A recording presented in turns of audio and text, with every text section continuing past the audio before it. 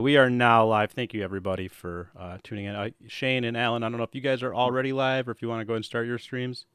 Yeah, mute on We are Discord. now live. Thank you, everybody, if for we screen share, tuning in. Shane and Alan, I don't know if you guys are already live or if you want to go and start your streams. Yeah, mute on We are Discord. now live. Thank you, everybody, if we for screen share, tuning in. Shane and Alan, I don't know if you guys are already live or if you want to go and start your streams. Yeah, okay, cool. I'm going to go live here, and then I'll lay out the intro and format here, and then we'll get rolling. Thank you guys for sitting patiently with no intro music. I apologize for that. Did not think that through. All right. Give us 1 second. Yeah, this is our first time hosting a Twitter space, so thank you for bearing with us.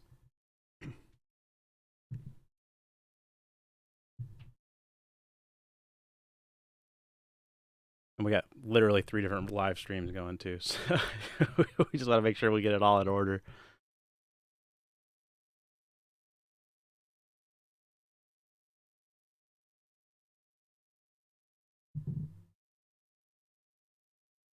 But yeah, just to not have the dead air here. What's everyone's favorite color? Think about that. Doesn't that make you feel good? Look, your favorite color. All right, we got to get Toby off the air quick. All right. Are we good? All right, we should be. Yeah, we're good to go. Okay, so this is how the format will go. If you guys have, we're gonna lay out the history of Earth's motion, relativity, and interferometry, and how the ether relates and all that, or the conception of the ether at the time. And as we go through the history, we're going to break down specific instances or experiments. And we're going to talk about them, in detail. And then if anyone has any questions while we're going over them, we actually have the purple pill tweet thing or whatever, the pill thing. So if you guys have any questions, you can click that little message icon down at the bottom and tweet your questions. We'll get to them, throughout the show.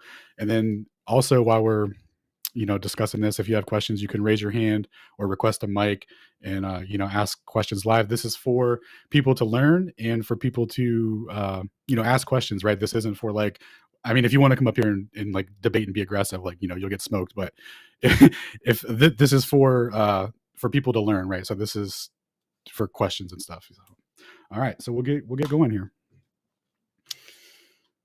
Did you have anything you wanted to add, Toby? Oh, by the way, so the way that you could follow along, you can click my profile, right? And then you can see that I'm streaming this event too. So you can follow along with the visuals that'll be displayed. We don't have the like a webcam feature to show it in the thing yet, but that'll be forthcoming. But there will be stuff to follow along with. So if you guys want to follow along with what we're talking about, there'll be visuals and stuff that'll be shared. And we'll just kind of go through everything as in a cohesive timeline.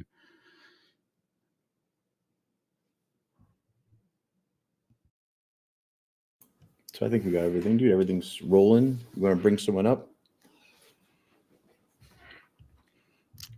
There's not even any mic requests yet. Yeah. So we're. Oh, you mean just bring? I got you. Yeah, like. Just to yeah. Dude, see, how do you do that? 1 second. Send mics to the boys.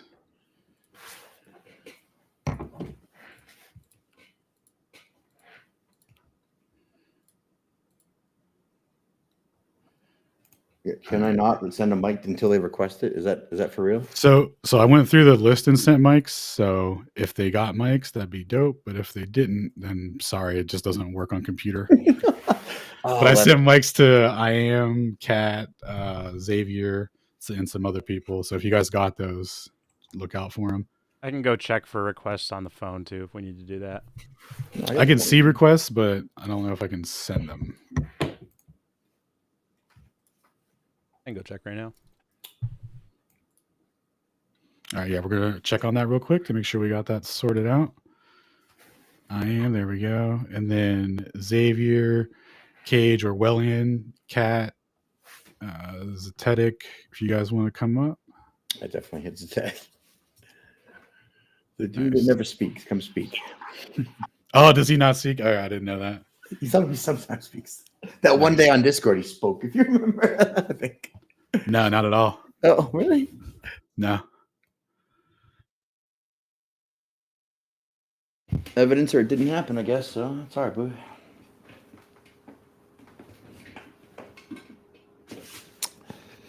I expect there'll be Globers will show up with like relativity is the best, most technically proven ever done ever, and it's like, oh yeah, great, come sit down. It's gonna be fun. Here's a bunch of GPT sources of why. I looked and everyone told me that was the case. Okay, good, cool. Name one. So yeah, I think we're situated somewhat for now, right? Yep, I'm just pulling up notes on Aries failure and stuff because that's about where we're going to kick off at. So,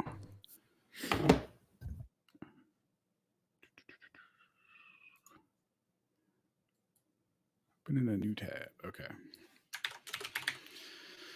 So Aries. Okay, so we're going to start with the history of motion and the Earth, and what men tried to decipher when they looked up in the sky. They tried to, for years, they've been trying to determine, are we moving? Is the sky moving? What's our place in the universe and stuff? We're all told these stories about these experiments and these equations and these new branches of physics that explain everything, right? So this is going to be like a broad overview of all of that, but we're going to break down each one of these. So starting back with just observational evidence that they put forward for the heliocentric model, that the Earth is in motion amongst all the other things that move in the sky, is they have stellar parallax. They say that over the course of that over the course of 6 months, stars will be displaced in the sky with an angle that corresponds with that, or that would only be produced by Earth's motion, right? But what they don't tell you is that those angles are just triangles and they're geocentric equivalents. So if you reverse it, you would get the exact same angle, and that's completely irrefutable based on just observation, right? So there's no way to distinguish if this observation of things moving in the sky can tell us if we are moving or if the sky is moving. Here's another diagram of what stellar parallax looks like. So in the heliocentric model, what they say is that the Earth is moving around the sun, and the Earth is 93 million miles away from the sun.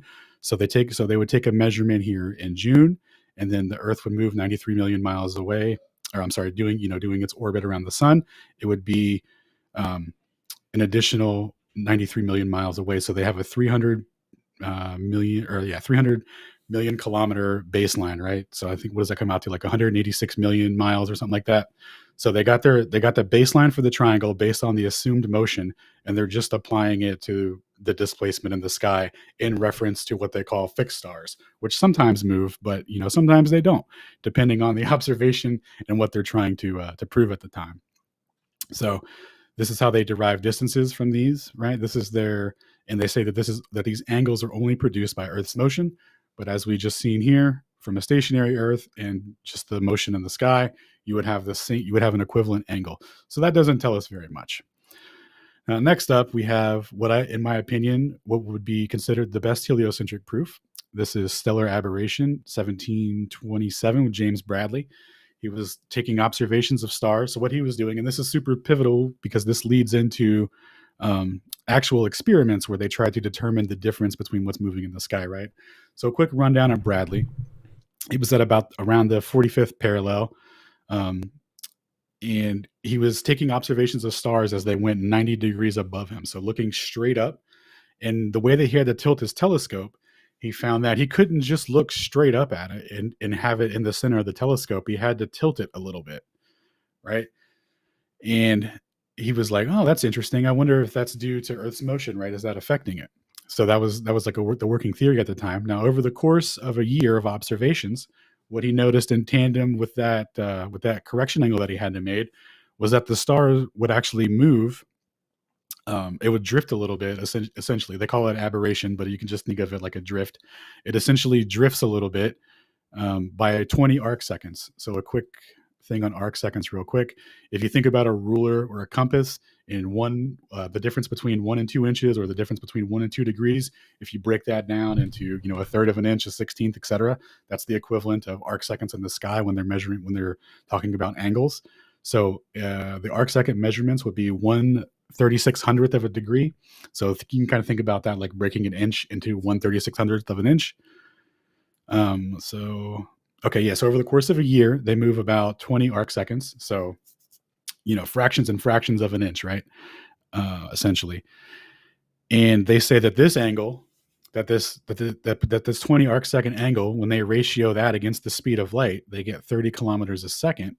And because this angle is produced from a cosine, they take that interpretation as it being produced by us being in the direction of motion. So they're like, okay, cool. This is positive proof of heliocentrism. Now, this is a perfect example of kinematics. This is a measurement. This really can't tell you if the sky is moving at 30 kilometers a second, or if there's a component in between us and the starlight, like ether, that's moving at 30 kilometers a second, or it can't tell us if the Earth is moving at 30 kilometers a second.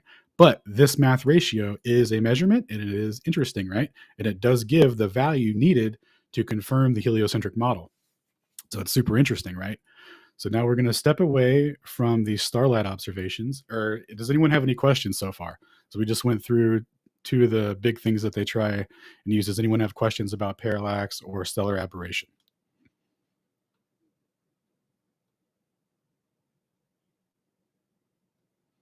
Looking for hands, looking for... Does everyone lights work? Okay, yeah, no, you're good. You're good. Shane, keep an eye out for hands and stuff and whatnot. But yeah, we'll I'm go keeping through an eye here. too. Okay, cool. Okay, so we'll just continue on here. So now we're going to get to the deciding factor of are we moving or is the sky moving, right? So we have here Aries failure, and if you ever want to listen to a video on Aries failure, if you go to YouTube and type Malcolm Bodum Aries failure, he gives like a 5-minute video. It's an excellent rendition of the whole thing, and it's so straightforward. When you watch it, you're going to think to yourself, but no, it can't be that easy, right? It's literally that easy. So the premise of this experiment was that the telescope is stationary, right? There's nothing inside the telescope. It's just air. And when you look at the telescope, or when you look 90 degrees up and you look at a star, you have to tilt this telescope a little bit to keep it in the center, right? So is the Earth moving or are we moving? So based on that tilt angle, you can't tell. But what Aries did was they realized that if you fill the telescope with water, that medium will slow the light down such that if the Earth is the cause of the displacement, then you'll have to further correct the telescope, right? Because the amount of the amount of time in which light is traveling through the telescope is slowed so much that the additional variable of Earth's motion comes into play, and it's going to require that additional correction. Now, if the telescope is filled with water and it doesn't require any additional correction angle, excuse me, that means that the starlight is already coming in at that angle and it's apparent, right? And even in their model, the starlight's apparent because the stars already happened billions and zillions of years ago, and we're just receiving the incoming light in perpetuity as little fine focused dots, right? So they, even in the heliocentric model, these are apparent positions, and they're analyzing the light spectrum from these apparent positions. So when you look in the sky, that starlight is already coming in at that angle. That's what this experiment proves. Now, this is touted as Aries failure, and people will say that, well, maybe he was trying to detect the ether and he failed to detect the ether. That's what the failure was about. I think if I pull up Wikipedia here, we can learn all about how he failed to detect the ether real quick. Aries failure. Wikipedia. All right, well, where's Wikipedia at when you need it? When you need Wiki to be the first result, it's like, who's that? I don't know. All right, Aries fit doesn't even come up. But anyway, when you look into it, they'll say it's a failure to find the ether, right? So anyway, we'll read through the paper and decipher if that's truly what is claimed here. So someone's hot micing, probably Shane. So the angles that he measured, right, over the course of a year, only required a 0.8 second arc. So the angles that he measured, arc second correction. So you know how we were talking earlier about an arc second was 1/3600th of a degree. So this is even smaller than that. It's even smaller than that, dude. So it required a slight fraction of a degree correction, a fraction of a fraction of a fraction of a degree correction. And the hypothesis was that they were going to need to tilt the telescope by 30 arc seconds. So significantly more than what they had to tilt it by, right? So in the paper here, it says, I think myself justified in concluding that the hypothesis of Professor Klinkerfues is untenable. Had it been retained, the aberration employed in the corrections would have increased by 15 arc seconds and minus 15 arc seconds respectively, and the mean of the two results would have agreed by 30 arc seconds. So the hypothesis was that the ether was stationary and starlight propagated through it.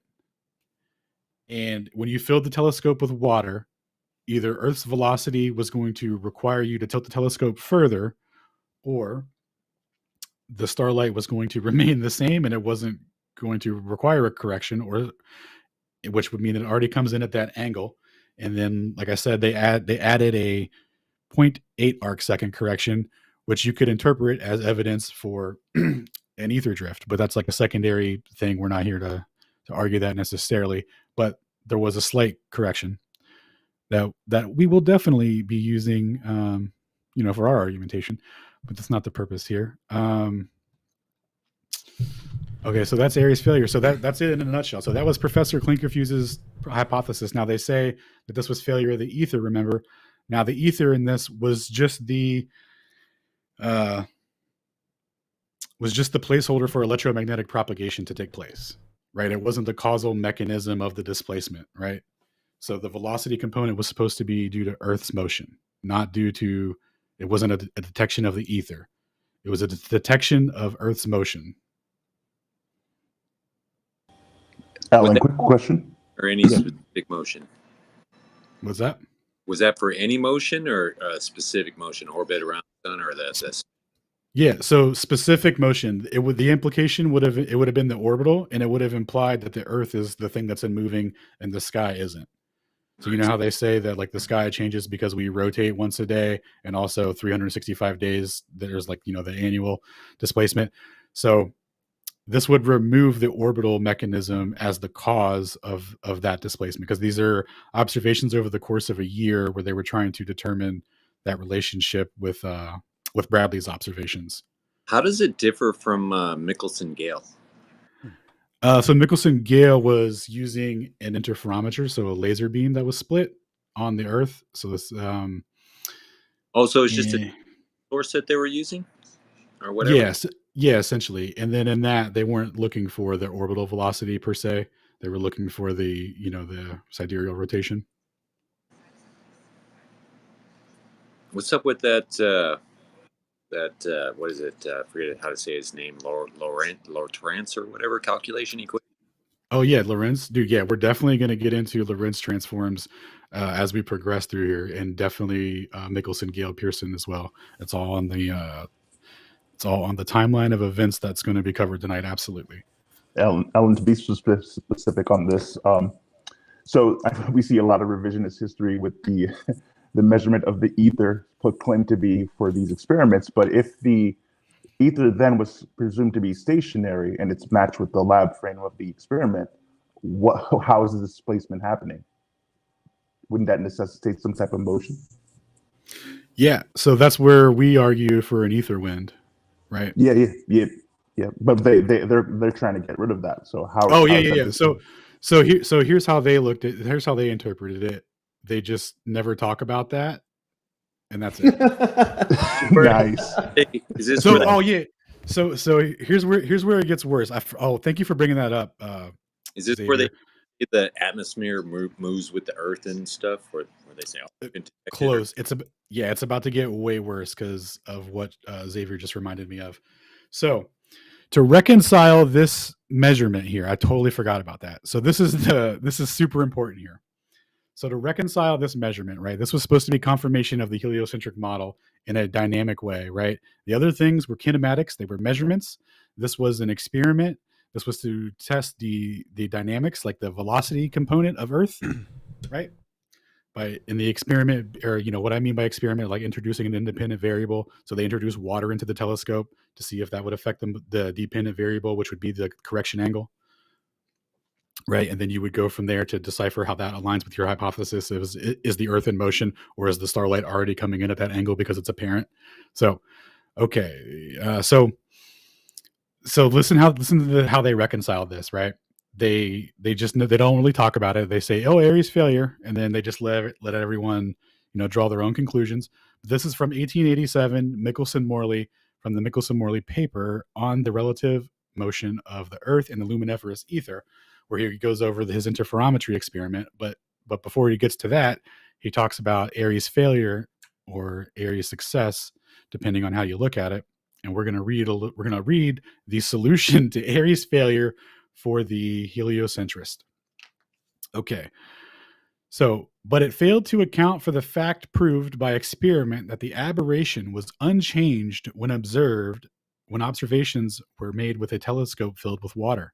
For if the tangent of the angle of the aberration is the ratio of the velocity of the Earth to the velocity of light, then, since the latter velocity in the water is 3/4 the velocity of in a vacuum, the aberration observed in the water telescope should be 4/3 its true value. Right, and then we'll zoom in a little bit here. This is hard to read. So then he says on the special note here, it may be noted that most writers admit the sufficiency of the explanation according to the emission theory of light, while in fact the difficulty is even greater than according to the undulatory theory.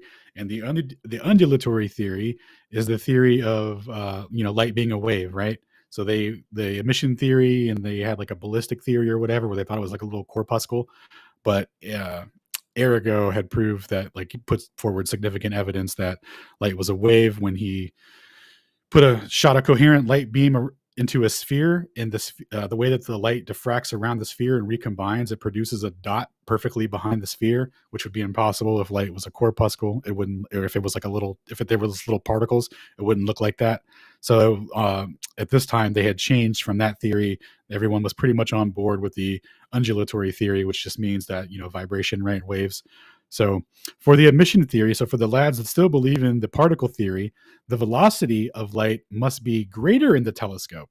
Oh, no way. So for some reason, to explain the results of why you can't detect Earth's velocity using this method, is that when the light hits the water, if light is little tiny particles, for some reason, the light accelerates in the telescope. And therefore, the angle of aberration should be less. Hence, in order to reduce it to its true value, we would need to make the absurd hypothesis that the motion of the water, that the motion of the water in the telescope carries the light in the opposite direction. And that's for the undulatory theory's position. So to explain this, what was proposed was from Stokes and Fizeau at the time, right? They wrote to Airy and they were like, "Hey, bro, so you know how we're on that stationary ether grind? Well, maybe there's ether inside of the telescope, and that ether is moving around and it's carrying the light in the opposite direction of motion for some reason." And that's the explanation that they give for Aries failure. That's why when you look up mainstream explanations for Aries failure, you'll never hear anyone tell you about how they reconciled it. They'll just say, "Oh, he didn't measure it, he failed," and that's it. No. To reconcile this, it's ridiculous to maintain that belief system. So, any questions, comments, or concerns?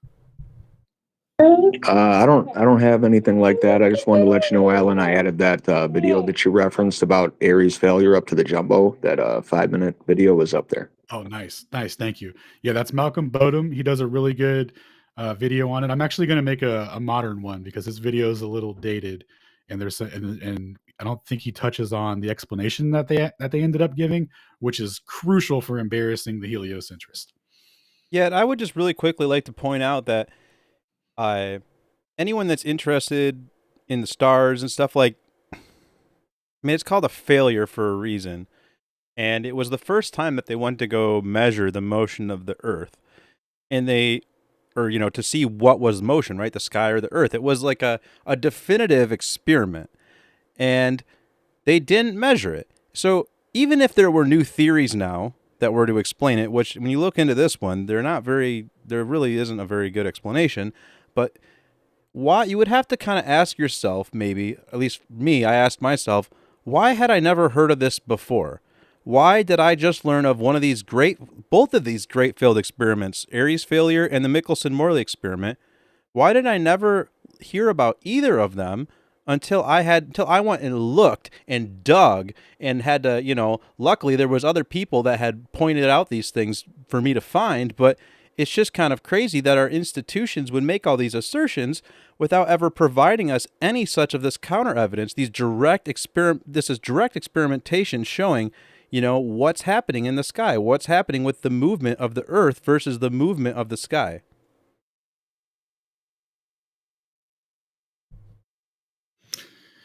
Yeah. I'm sorry. What was that last part you said? Determining the movement of the Earth? Just saying that it's crazy that, they wouldn't want to educate everybody on this first measurement. That's all. Yeah. I was just being redundant. To give us the full history and context on it. Yeah. Because most people look into it, you read the paper, they're like, okay, untenable position. That's about it. They're not like, oh, dude, that must mean the Earth's stationary, right? You got to remember, these people were all Royal Society members. They all have a strict belief system that the Earth is in motion, right? So they're not going to, openly publish that or write about it, right? Even if they did think that. But they put the data out there, and you can interpret that for yourself. Like it's pretty obvious. So, all right. So I think we're ready to move on to interferometry now, unless there was anything you wanted to cover, Toby, from Aries, other than that? Which I think you No, I think that's great. Well, I just would point out one other thing on this. It's a little bit off topic, but it's just good to keep in mind when we're talking about things like astronomy, that this also means that when we see the stars, they are not where we see them. They are already, the light has already moved when it's gotten to us, is essentially what this means. And so that means that we see the stars in an apparent position relative to where they would have been in the rotation in the sky. But yeah, so I think that's just important to consider when we start talking about the way that all of our measurements of the globe, quote unquote, are all taken from sky observations. I was told a gyroscope can stump all those things, and we can prove motion with the gyroscope or something. Yeah. Yeah, we can get into that later, maybe. All right. So let's see. We're about to get into Fizeau, because that's going to lead us into our first interferometry experiment, I think. So, okay. So after continuing on after the Aries situation, right? We have the Fresnel drag experiment. And what old Fresnel did, what year was this, Toby? Oh, 1849. So in 1849, what they had found was, this is, if you're able to see this diagram, this is, or if you can, actually, I'll tweet it real quick. If somebody can put it in the Yumbo.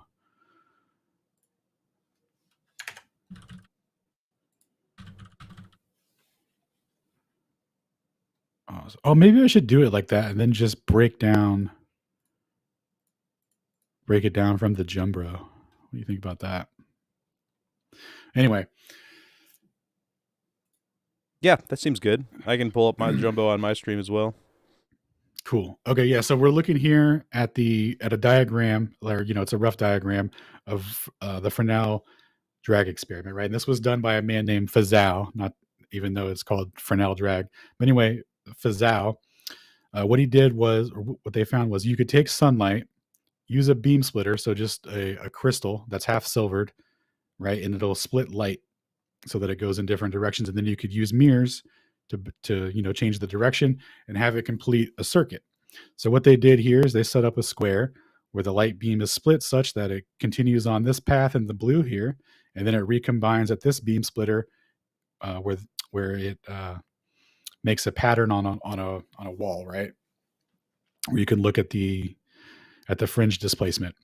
So the other side of the beam splitter for the beam is it goes in the opposite direction, goes down, hits a mirror, continues on, and gets recombined with that first mirror that was split. And what should happen here is if the speed is, now this is filled with water, but let's just if this isn't filled with water, right? What should happen if the speed of light is the same is that there should be no pattern produced here. The light beam that's split should recombine in phase, and there shouldn't be any displacement. Now, what they found was when they add water to the tube and the water is traveling at a velocity through the tube, that the light rays will be traveling with and against the tube in the configuration that they have. So they have an exact velocity on how fast the water is flowing through the tube. They have the velocity of light from Maxwell's equations. So they have an estimate on how fast light should go, and they have their before and after readings where they're doing controls for their fringes. And what they showed was that the waves are out of phase proportional to the velocity of the water, right? So when the light beam is traveling with the water, it gains velocity. It travels faster than what they have on their projection for C should be, the speed of light. And when it's going against the flow of water, it travels slower. And when it recombines, it's out of phase proportional to the total sum of that velocity going with and against it. So if you look at accounting for refraction, right? Let me pull up the actual diagram.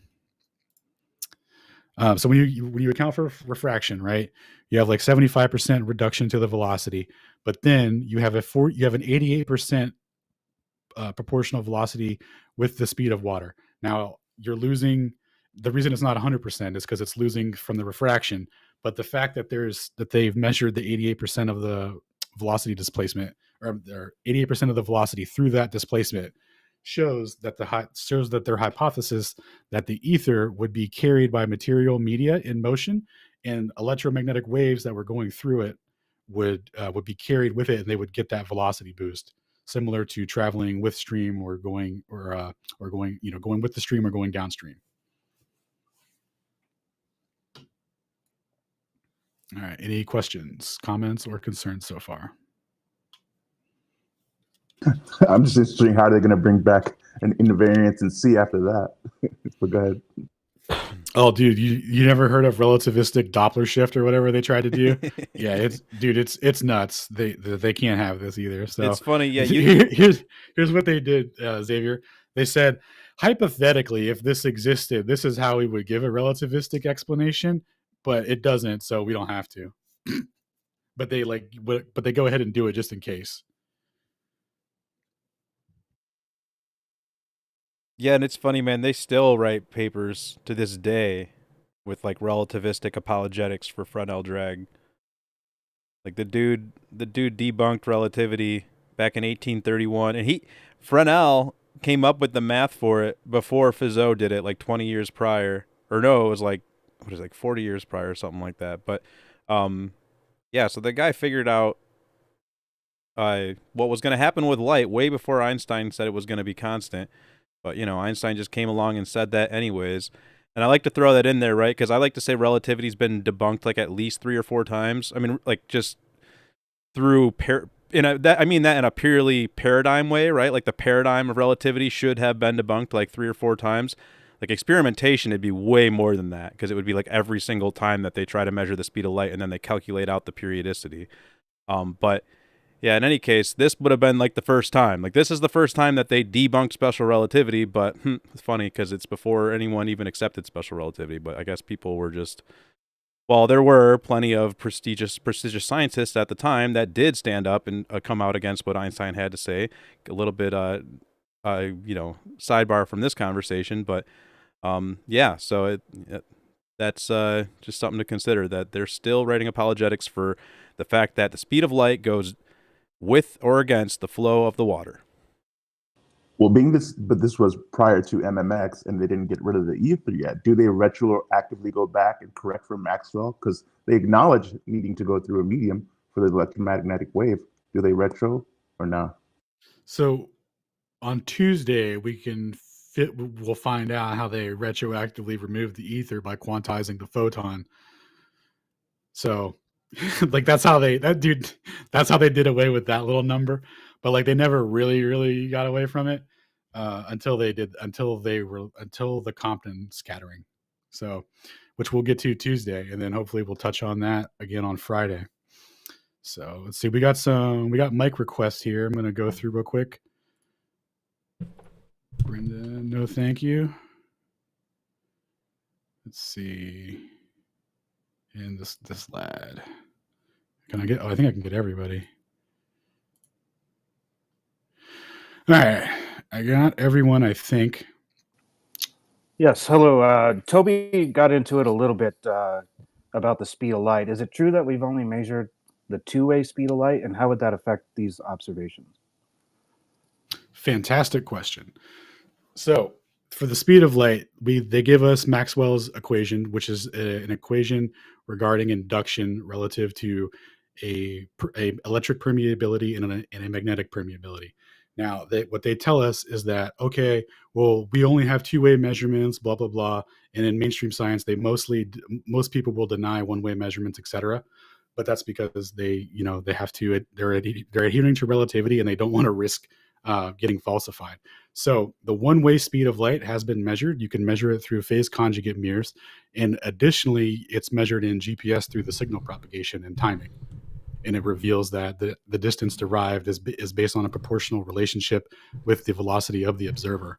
So like if an observer is on a train and they're going, XYZ miles per hour, the delay in signal propagation to derive their distance is proportional to their velocity.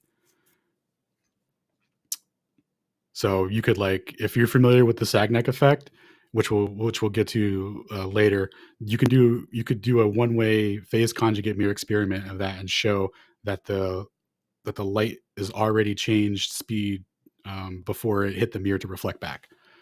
So have. Oh, sorry. Go ahead. I was just gonna say we should probably just maybe jump ahead. Let's just make sure we cover MMX, because everything we're talking about, just in case, because we're a little bit in the weeds, and I just want to make sure that anyone that's listening here can understand that. Or maybe I'll just say it like this real quick. The speed of light. This velocity proportionality to the speed of light is not supposed to exist in special relativity. In any of Einstein's paradigm, the speed of light is supposed to be the same, constant in all reference frames. And if that's not the case, then that means we can use the quote-unquote speed of light to measure the orbital velocity of the Earth. The speed of the Earth on its orbital path. And actually, we should be able to pick up the cosmic speed as well. But so that's why this is so important to this discussion about motion. Yep. And we're actually right about to get into Michelson-Morley. So this is the crux of measuring translational speed, right? So what they demonstrated here is that you can use light to measure translational velocity. So the water that's moving through this pipe produced a 88% proportional velocity variance in the speed to produce those fringe patterns that they measured and derived that relationship with.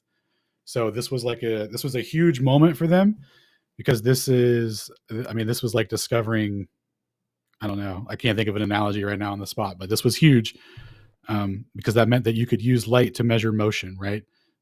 The same way that you could use sound waves and water to derive distance and stuff, right? And the velocity of an observer, how it'll change relative to them in the medium, right? So this was huge for them. So this is why in 1881, they did their first attempt, but the apparatus was too sensitive, blah, blah, blah, right? But in 1887, Michelson-Morley came back, and I'm pulling up the paper now we can get into it. And they were going to test the velocity of Earth through the cosmos this time. So before, maybe the telescope was, maybe the ether was trapped in the telescope and it was carrying the light in the opposite direction. We need a redo, right? So we're going to use Michelson-Morley as our second rendition of measuring Earth's motion. Well, third rendition, actually, because we didn't cover Arago, but whatever. All right. So we already read page 1 here of explaining Aries failure, right? And that relationship and what they have to believe in to maintain their belief. So let's see, from the first experiment that they did, Lorentz actually wrote in and had some critiques and stuff, right? And he was like, hey guys, maybe you should consider for this experiment too, that because the Earth is in motion, maybe the apparatus's length will be changed because the Earth is like moving underneath the electromagnetic propagation, and it's effectively extending the length of the apparatus. So that's where we get into what they're talking about here with these diagrams, and this is showing like what Lorentz is conceptualizing or whatever, right? So they get here to the math derivation of how they're going to break down the measurements and how they're going to derive the velocity here in relation to c. And what they determined was that Lorentz's distance approximation of the apparatus changing was not valid. It was negligible. So they neglected that term, and then they get into how they actually do it, right? So 2d v squared over v, where v with the big V is the velocity of light, which is now c. In modern times, and then the little v is the velocity of Earth's orbit. So they put 30 kilometers a second in that one, and then the distance would be the total distance that light has to travel from this smear or from this source all the way to the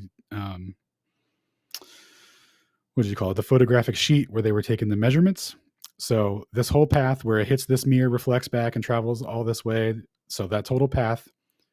And it's split, right? So that's why they put the 2 in there. So they got the there and back. 1 second. All right, so they got the distance for that, and then from there, it's just the ratio of the velocity of light over the velocity of Earth over the velocity of light, which gives them how much the fringe displacement will be in relation to the measurement for what they expect in regards to a velocity of 30 kilometers a second. And they determined that the expected fringe shift would be 0.4 fringes. That would be the distance in the displacement pattern. So when the waves recombine, there's going to be a distance between them. They'll be out of phase by this distance, and this distance will be proportional to a velocity of 30 kilometers a second. And that's how the math on that works. And then how it works mechanistically, right? You would have let me show you a better view of the apparatus here.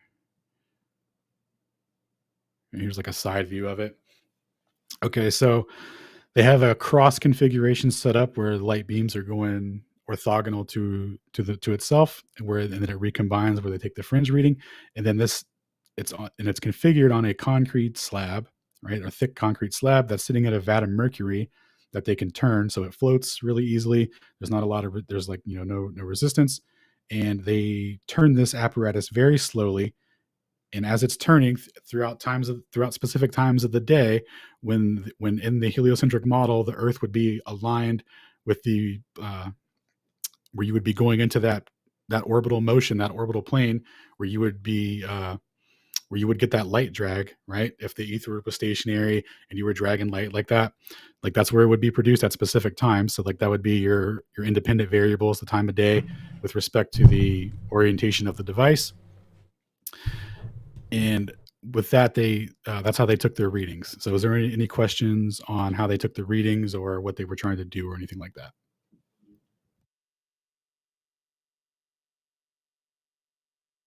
Nothing here.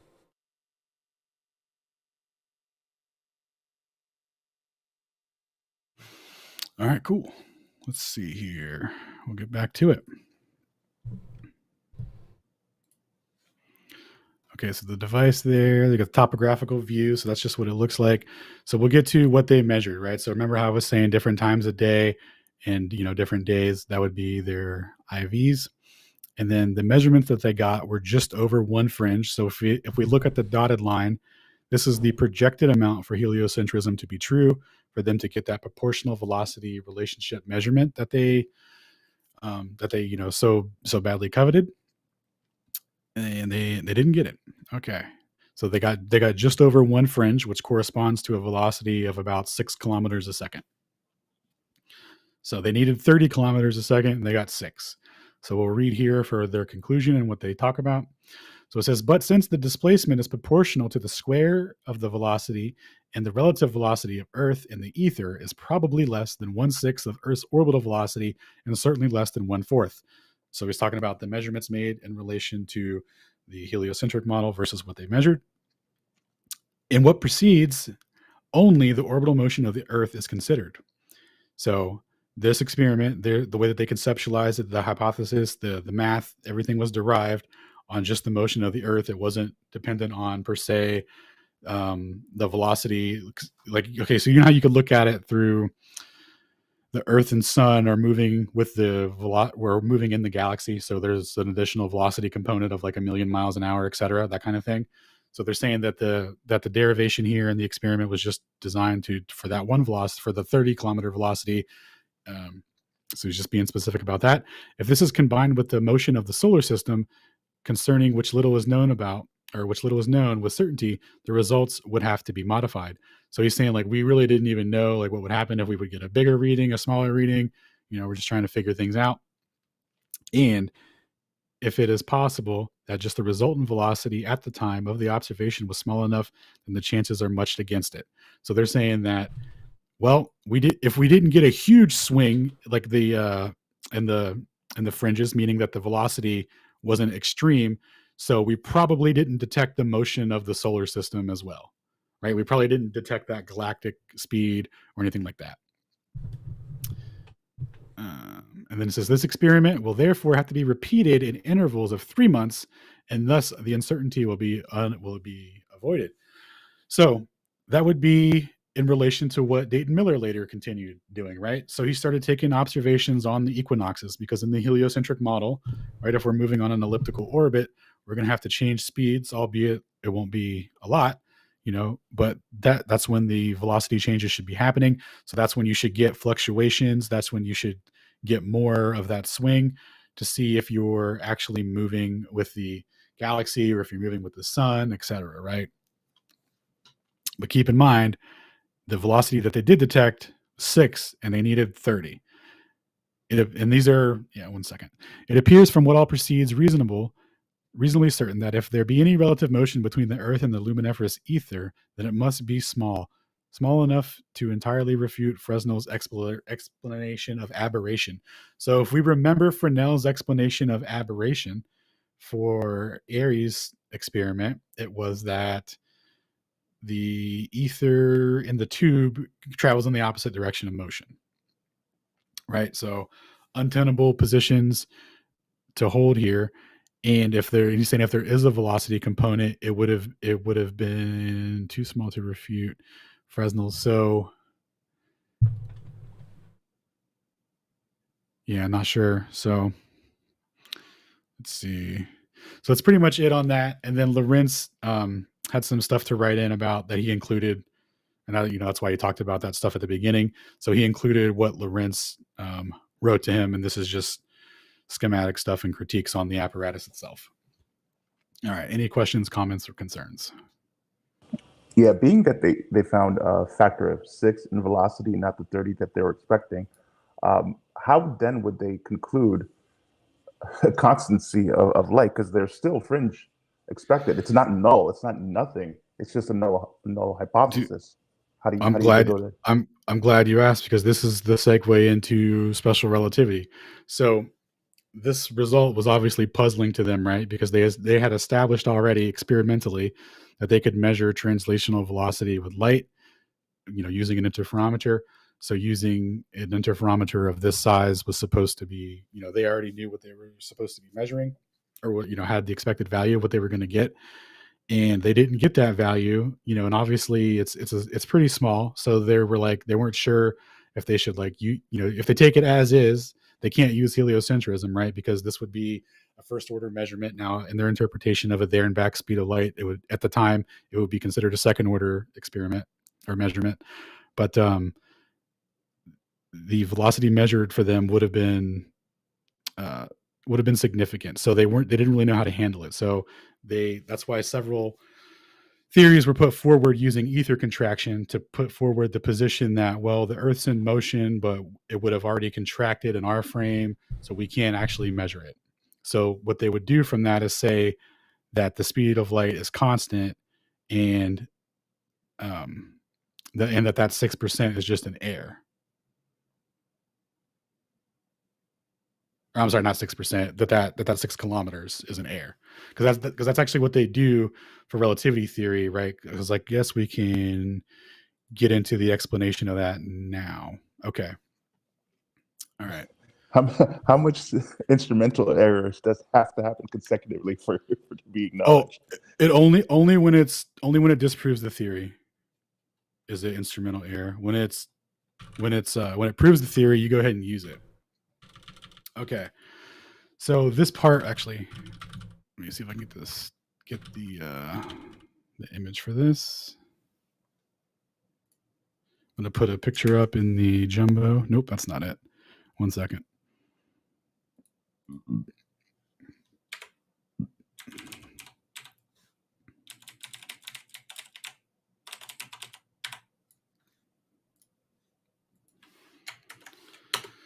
All right.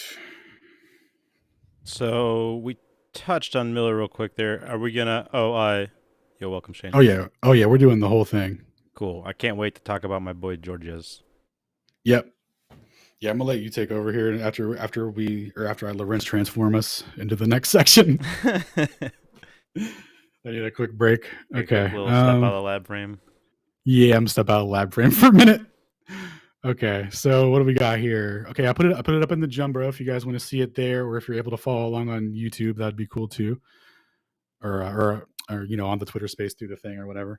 You guys will figure it out. Okay, so to reconcile this measurement, right? How doth thou explain a velocity that's not measured when your model and worldview is dependent on your motion through the cosmos? And you just realize that you took a measurement and it doesn't exist, right? That velocity that you believe in, right? So one of the frameworks put forward was from Lorentz and Fitzgerald. And what they put forward was a contraction mechanism to explain physical contraction of an apparatus in the direction of motion. So this is saying that the ether, when a body is moving through it, is physically compressed proportional to its velocity through it, right? Thus making it impossible to measure any velocity. Now, to do this, you need to do a coordinate system transformation to describe this mathematically. So this is where we get into relativistic physics, because the Lorentz transformation, the Lorentz-Fitzgerald transformation, is the same equation that Einstein uses for special relativity. Now, we're all familiar with Einstein removing the ether. He killed the ether. There's no ether, blah, blah, blah, right? Well, his equations are the exact equations used by a previous ether theory. So how do we determine the validity of that from just that? Well, it's neither here nor there. Let's just look at the velocity stuff and what the meaningfulness is of this transformation here.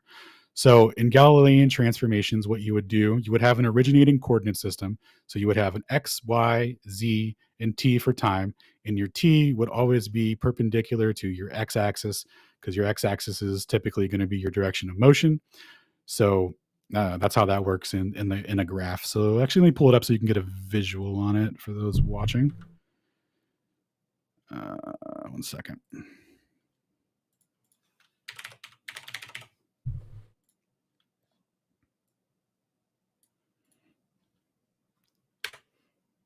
All right. So I think this is going to help people, but I'm realizing now as I'm looking at it, it's probably just going to confuse the hell out of everyone, but we'll see what happens.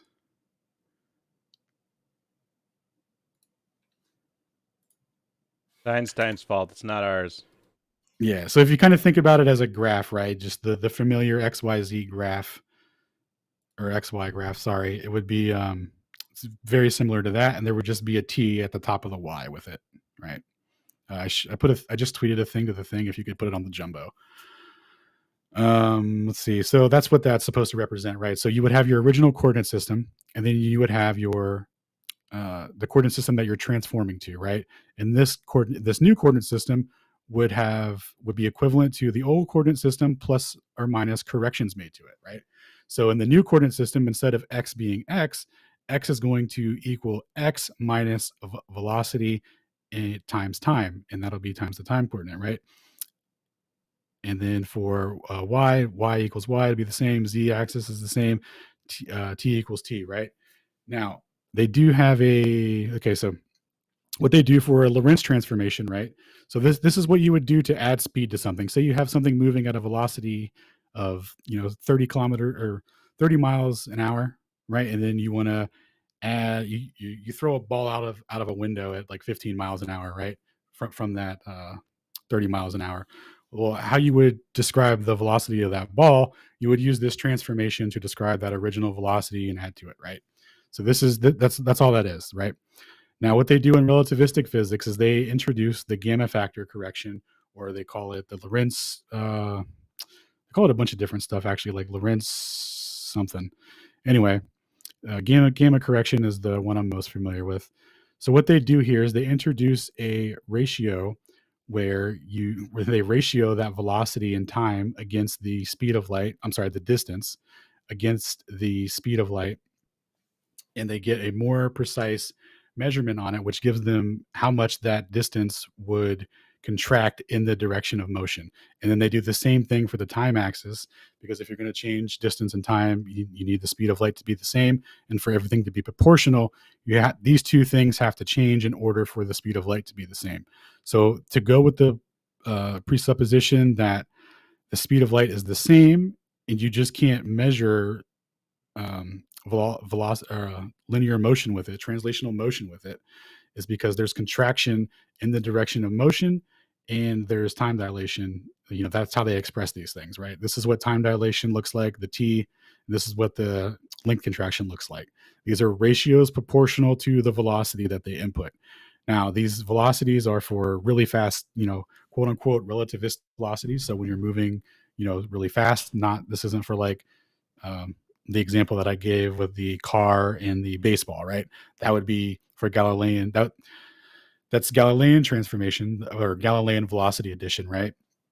Now, when you get to the higher speeds, they say Galilean velocity addition still applies, right? You still have to add those speeds, but you have to use Lorentz transformations because the speeds are now relativistic. They're too fast, and you have to deal with length contraction and time dilation.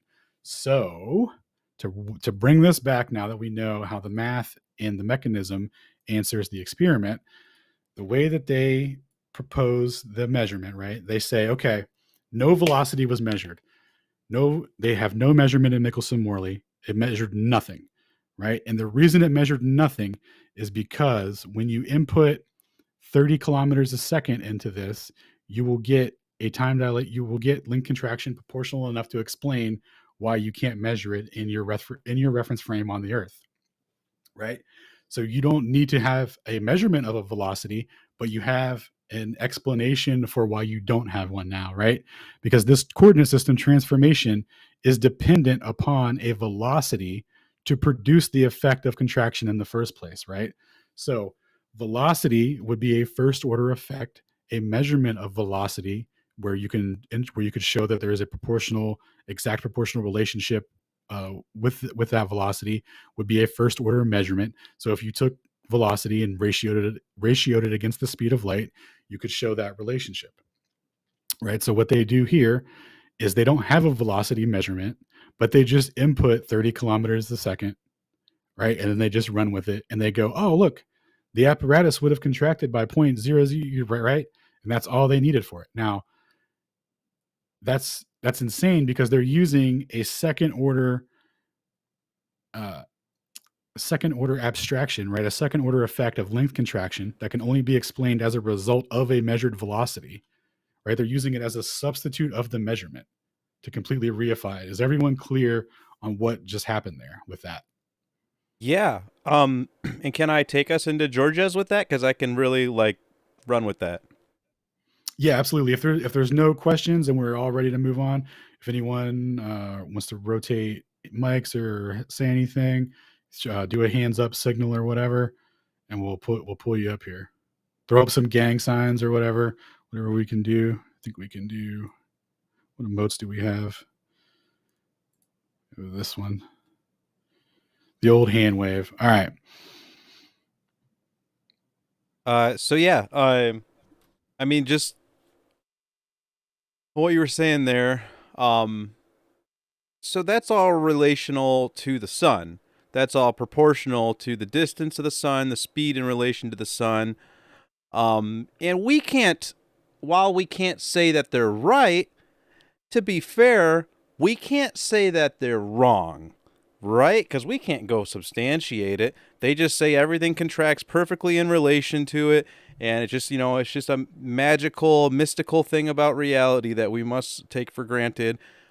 Okay, maybe we'll grant you that, even though, like I already said earlier, this already doesn't make sense with what Fresnel showed us back in the 1800s. But we'll grant it to you anyways. But okay, well, bonjour, my name is Georges Sagnac, and I'm going to take this interferometer that you guys just used to measure the motion, the orbital motion of the Earth. I'm just going to spin the thing. And then when I spin the thing, I'll know how fast I spun it. And then we'll just see if maybe that proportional velocity gets measured in the interferometer. Oh, whoa, oui, what the velocity is measured. Like, whoa, holy cow, man. Like, sorry, and I am French, so don't take offense. I know I don't sound it, but in any case, that direct proportional velocity was measured when he rotated that interferometer.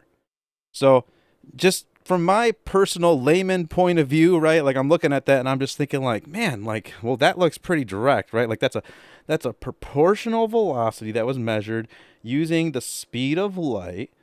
That would kind of mean that if the Earth is in a orbital motion, that's just the edge of a rotation, especially when you look at a picture of the circle, the elliptical of the Earth, it looks almost like a circle.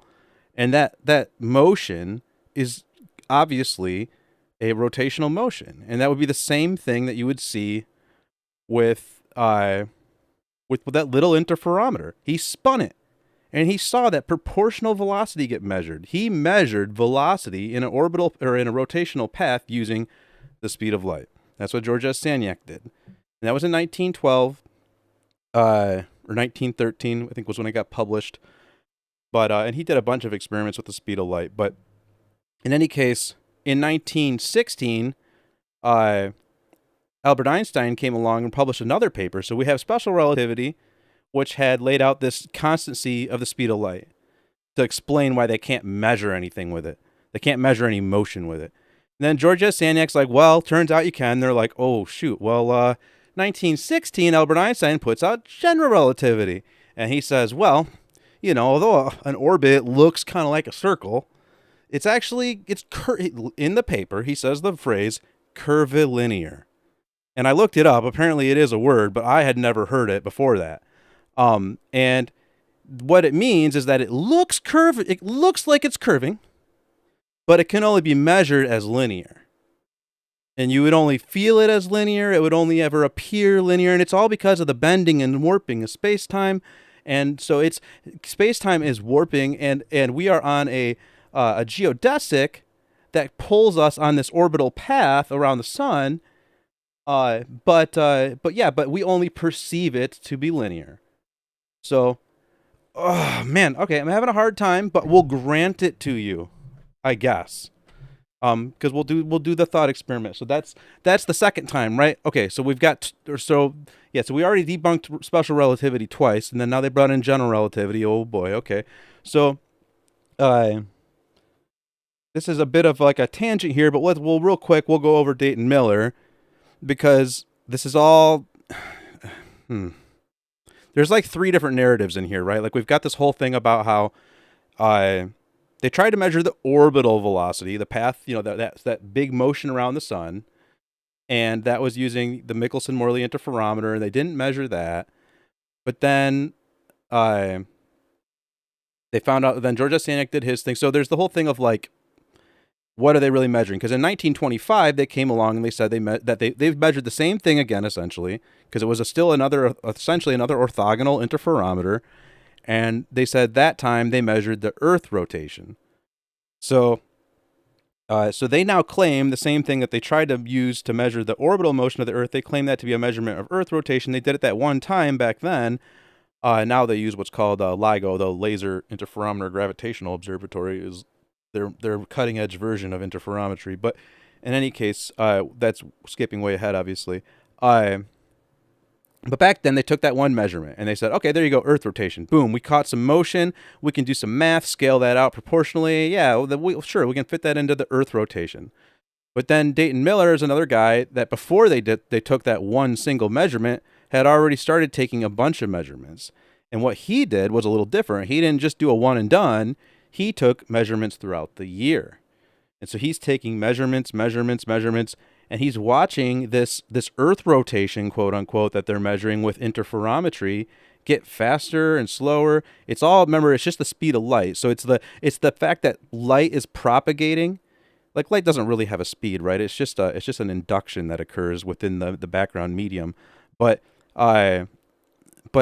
that rate at which it propagates, east to west, west to east, that's what's changing throughout the year. And it pulses. What Dayton Miller found is that it essentially pulses with the equinoxes. So as the sun's moving back and forth across the sky from north to south, there's a fluctuation in the ether flow, is what we call it, because it is essentially, you could, through all the measurements that we've seen, it can be so easily explained and conceptualized as a flow of the background medium that light propagates in and that everything exists within. That's just a simple, concise explanation that we can absorb the first order measurements. Or some people will argue that you can't have a first order measurement of the speed of light and the second order, blah, blah, blah, blah, blah. I would argue that in 2004, it was generalized by Wong, and so you can, especially when you look at what he did with the phase conjugate mirror, you can call it a first order measure. Anyways, I digress. Let me slow down. So the point being here that the Earth's not spinning faster and slower throughout the year. That doesn't fit with their model. And that's why there has been multiple papers now where they won't let us see Dayton Miller's actual readings that he took. We don't have those, unfortunately. All we have is the analyses that were written about him back in the day, saying like, wow, if this is true, then the Einstein's works. Einstein himself said if Miller's works is true, then the relativity collapses like a house of cards. So they all knew that if this was all real, then then something's up that doesn't fit with their narrative whatsoever. So that was Dayton Miller. He started that in the 1900s. He did it. He took a ton of measurements in the early 1900s in Cleveland, and then he found those. He started to get an inkling for what was going on. He started to learn about how the interferometer works. They're super not fragile, but what's the word I want? Just very easy to disturb. Like, they can, like, vibrations outside, temperature fluctuations, pressure variations, all these things can give sensitive. Very sensitive, yes, highly, highly, highly sensitive. And so he was learning all that back in the early 1900s in Cleveland. He did tons of measurements. He perfected the interferometer, added mirrors to it, started learning about it. And then in the 1920s, he went to California, and he went up to an observatory, the Mount Wilson Observatory, which was at a much higher altitude. And when he started taking measurements there, he found that the ether wind flow was a greater velocity. There was a higher reading of that measurement. What they call, have called it Earth rotation. They tried to measure it as orbital motion. So that actually fit with what George S. Sagnac had been saying, by the way. If you go and look, George S. Sagnac will claim just as much, and apparently did some of his own tests of the same, although I have, to be fair, I have not found that primary source of when he did that. So it was corroborating what George S. Sagnac had hypothesized or said about the fluctuation at altitude, and he found it was a pretty much greater velocity. It's like 3 kilometers per second. Depends on how you look at the fringes, but it's like 3 kilometers per second in Ohio, and then it was like 9 kilometers to 11 kilometers per second. And of course, it depends on time and year too. At the Mount Wilson Observatory in California. So when you're at a higher altitude, you're getting a higher reading, especially with the ratio you look at. Even if you were going to allow them to call it a linear motion or a linear vector, you would never get that ratio of change. And so it totally doesn't fit within their model whatsoever. And so that's why they don't talk about Dayton Miller. And so the other thing Dayton Miller did was he realized that these readings were sensitive to the air, right? They were sensitive to, like, basically if you shielded them with metal, it was not you were essentially nullifying the reading, right? And that's kind of what they do now. Is they try to nullify the reading. They put them underground. They put metal shielding around them so that they can get a null result, because they expect the null result. That's what relativity predicts. And so they do everything they can to basically block out the ether flow. And so Dayton Miller had written explicitly that about the fact that he thought that that the metals that they were using in these interferometers were causing problems, and no one ever acknowledged it, essentially. And so yeah, that was the 1920s. 1925, they did their measurement. They said that they measured the Earth rotation. And then, we go through history a bit. Let's see here. So GPS starts to become a thing sometime around like 1990s. They're really starting to work out the details of they're trying to get GPS to be like super precise, and they're trying to work out the details of range measurement that GPS uses. And so, some of the more free-thinking minds are looking at it, and they're not trying to force it all into a relativistic framework, or maybe it was just some of the more brilliant minds of the time. I'm talking about people like Ron Hatch and Ruyong Wong, and what's his name? GPS and the constant velocity of light, Paul Marmé. People are looking at it and they're saying like, hey, like, this debunks special relativity. The way that these GPS crafts work, and the way that they have to rely on the velocity of the craft, and they have to take that into account to figure out where they are, and in order to keep their atomic clocks in sync, like that means that special relativity was wrong. So here we go, another time special relativity is wrong.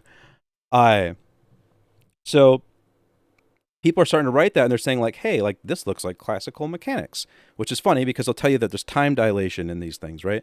That's like a kind of a separate part of this. There's two parts of the GPS thing that are both very important to the discussion. And the first one is that it's the way that they work, the range measurement that they use relies explicitly on the speed of light being proportional, or the speed of light not being constant, because I have to take in the proportional velocity of the receiver craft, which is not supposed to happen. The speed of light is supposed to be the same everywhere.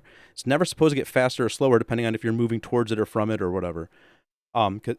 So there's that, and then there's the fact that they'll tell you that GPS satellites are proof of time dilation, and that it's this crazy thing that happens with just the bending and warping of, or just the dilation of time. Time is just, fitting into what has to happen in order to make these clocks go away. Well, like it couldn't possibly be related to a mechanical process or a classical process with the electromagnetic, or the electromagnetic field that's generated within the atomic clock. And I don't know if we're going to go super deep into atomic clocks today. We may. Alan started going through a presentation about it yesterday. We've done numerous presentations about it before, but there is an electromagnetic component of the atomic clock. That's the important part to understand.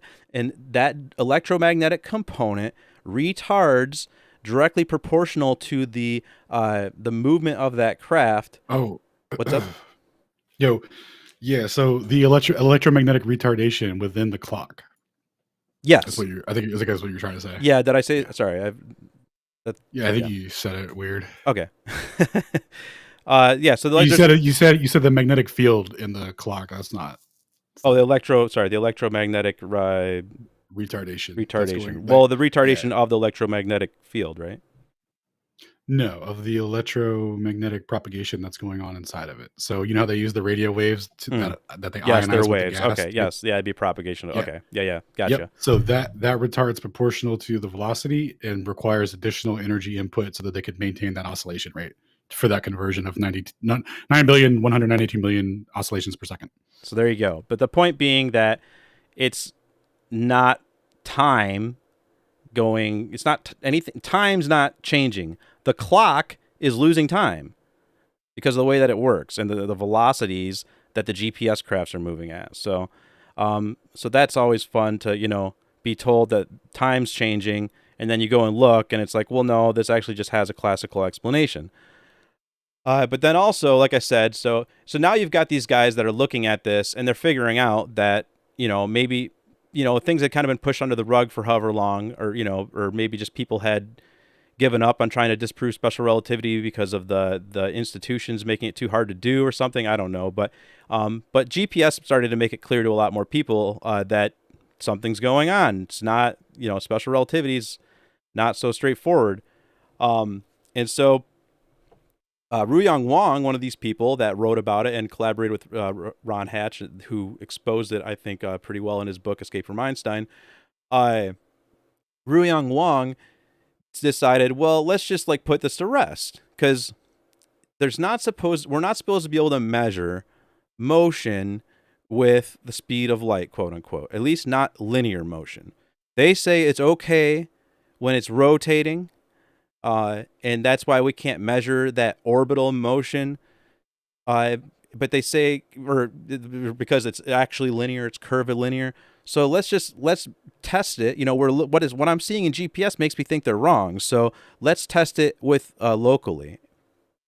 And actually, I did skip over something very important. So I'm going to digress real quick here.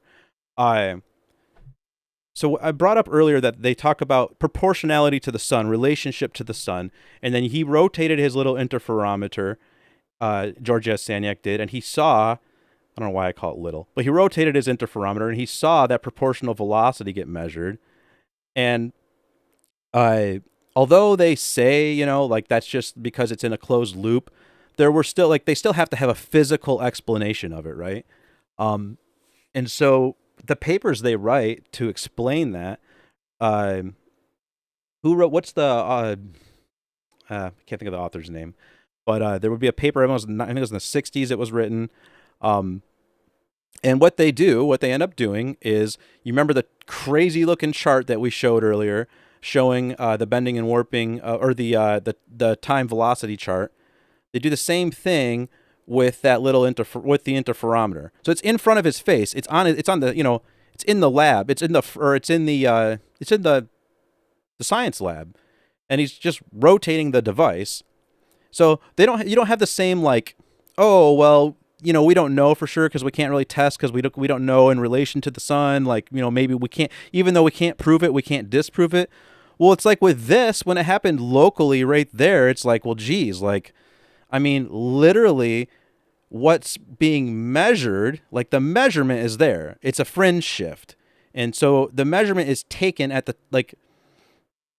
it's a physical measurement. It's something you observe with, what someone observes with their eyes, right? Or someone that you could observe with, you could capture that moment in time. You could capture a photo of it or whatever. It's an observed event. And so although they can do the math, they can do that Lorentz transformation, the observed event is still perfectly explained by classical mechanics and only explained by classical mechanics. So even if you want to grant them their curvilinear path, just remember that you can only explain the interferometer rotation with classical mechanics, and you can't actually predict it with special relativity. And so you fast forward now to 2004, this Ruyang Wong guy that's been looking at GPS, he's going to do the same thing to them again. He's going to take an interferometer, he's going to introduce a linear portion. They take fiber optic cable, or he takes fiber optic cable, him and his crew, and they hooked it up to a fiber optic gyro, and essentially they move the whole cable, and there's linear portions of cable. I'm sorry, I'll pause for questions in just a second here. There's linear portions of cable that move with it, with the conveyors, and there's three. The first experiment had 3 linear motions that were in it, and then the second experiment had 1 linear motion that was in it. It's kind of hard to explain without visuals. I guess I could throw it up in the jumbo. But the important point is, he kneecapped them again, because it's okay, you guys measured the local rotation. You had explained that with a Lorentz transformation.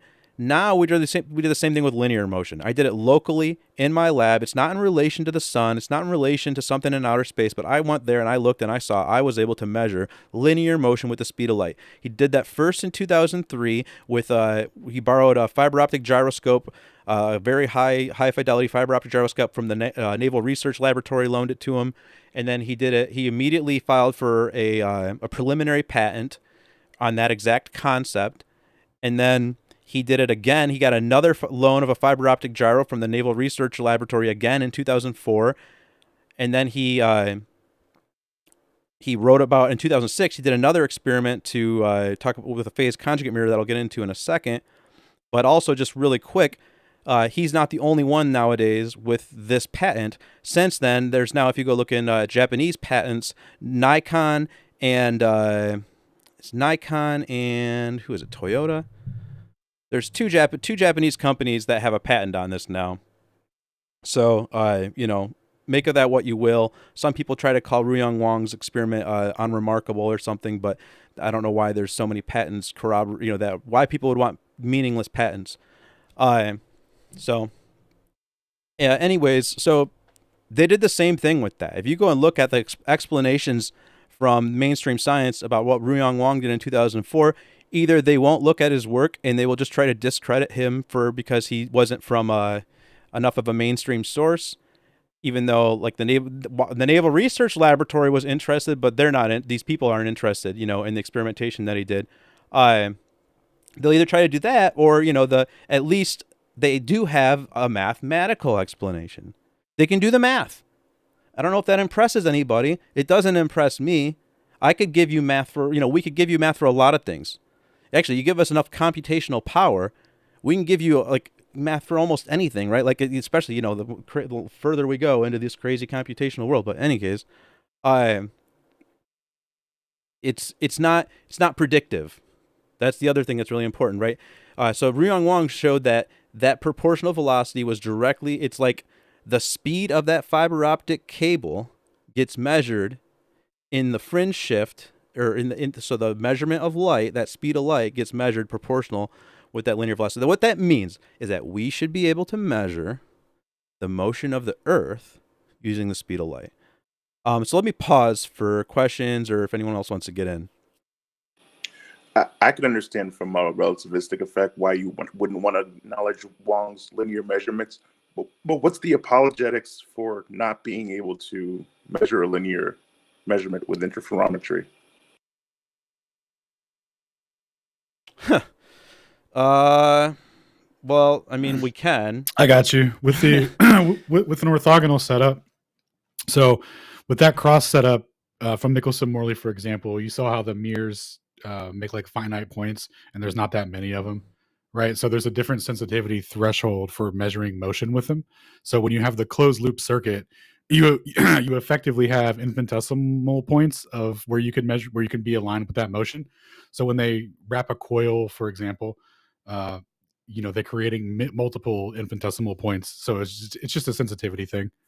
Like you absolutely can. It's just with an orthogonal setup, there will be a difference in the measurement, but it'll still be there. You just won't be able to measure it, because it's also, you got to understand too, the Michelson-Morley experiment was like the way that they had the light reflected, the distance of that was like 76 meters. So it's like they're taking a length of 76 meters to try and get a measurement, and it's only going to be sensitive to certain points, right? So the closed loop is definitely the difference maker in that regard, and that's why. And then how you could stack it, or like coil the loop on top of it, like that just creates multiple points, so it just makes it more measure it more better or whatever. I'm pretty sure that's a science word. All right, sorry, you can go ahead and continue, or you can continue, Toby. Cool. Yeah, so do we have any speaker requests, or I'd like to get Shane. I tried to give out mics, and I tried to rotate mics, and nobody accepted, and it didn't work, and it didn't remove the people that I rotated. So I don't know. All right, I'm gonna go check on that really quick. Yeah, give us 1 second. We'll while Toby's doing that, we'll touch back on GPS for a second. So I put some stuff in the Jumbotron, and we'll go over the pictures from left to right here. So Toby was touching on engineers that over the years were working in GPS were like, hey man, where are those relativity corrections at, right? Because at the time there was what was they doing? Like, so like the government, these different agencies that, you know, work in GPS and whatnot were like, hey man, we need to make it more accurate, more better. And they're like, how do we get more better? what equations do we use? And they're like, we don't know, but just do it and we'll get around to it, right? So that was 1 second. The screen just turned a different color. Is everything still working? You guys can still hear me? Yeah, give me co-host back. You have to just rejoin Twitter every now and then for everything forever. Oh, okay. Yeah. Okay, so 1 second. Let me back to the picture. Sorry about that. Okay, so anyway, all these engineers and DoD workers and whatnot were like, hey man, how do we make it more accurate? So, you know, what is it you want us to do here? Because we're not even including relativity in it. And you're telling us to, you know, put these models in and none of this works. So they say here that, look, guys, this is basically like the overall summary, but you can definitely read it. Highly recommend. But what they say here is that the equipment that they're using, right, isn't sensitive enough to account for general and special relativity. Because what we kind of didn't really touch on is during the course of, you know, so 1905 was the acceptance of special relativity, where they said we can't measure linear motion, we can only measure angular rotation, right? So they said that the orthogonal setup and the ability to measure linear motion wasn't possible. Now they didn't go with the ether contraction mechanism, right? They said no ether, but space and time distort in proportion to the velocity. So same mathematic mechanism, but just different words coming out of your mouth to explain it. And then for general relativity in 1915, they were like, okay, there's gravitational fields and those also distort space-time. So now not only does mass distort space-time, but not only does velocity distort space-time, because special theory is a theory on velocity, right, and how that distorts space-time. And then the general theory is about gravitational fields and how that warps space-time. Proportionally, they use the equivalence principle to link the two theories, right? So they say that if you're in a gravitational field, you know, your time's going to dilate, your length's going to contract, all that kind of stuff, and you're not going to be able to experience, or you're not going to be able to tell, or whatever, right? And they say that when you're moving at a fast velocity in linear motion, you know, you're not going to be able to tell, right? So like same equivalence. That's how they get it all in there together, right? Now for GPS, they're saying, hey, the Earth, you know, it's a body in space or whatever, so it's got the old gravitational field. So we're going to need to introduce general relativity corrections to account for that gravitational field. And for the special theory, well, first of all, we're going to need to account for the principle of relative simultaneity, which we haven't got to yet. But the velocity and time dilation, right? So the velocity component, like the speed in which the crafts are traveling, is going to produce a temporal time displacement relative to an observer on Earth, right? So that must be accounted for, all these things, right? So we saw that there was a specific equation used earlier, the Lorentz transformation, right? We saw how they do velocity addition relativistically, right? There's a certain gamma factor correction involved that gives you that relationship, so you can dilate the time and link and contract the length and all that. So these guys were not doing any relativistic math. They said that the special and general theories canceled out. Basically, how fast the satellites were traveling at the altitude they were traveling canceled out the gravitational potential corrections that would be needed, right? So Toby was saying earlier how the clocks inside how the atomic clocks inside the satellites retard proportional to velocity, meaning if you have, so they keep time with 192 million oscillations per second, right? So if you think about a spacecraft moving at, you know, it could be any craft, it doesn't, but whatever a satellite is, just assume a velocity of 10,000 kilometers a second. If you took that and applied that to the oscillation rate that the atomic clock is supposed to be experiencing, instead of oscillating at 9,992,000,000, it's oscillating at 9,182,000,000, right? So it lost 10K oscillations per second, right?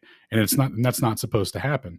Now, they're saying that their equipment that they had at the time, that reduction due to the gravitational field and the velocity of the craft to account for time dilation wasn't enough, that they canceled each other out, right? And it just was a null effect. So they could just use classical mechanics to explain this.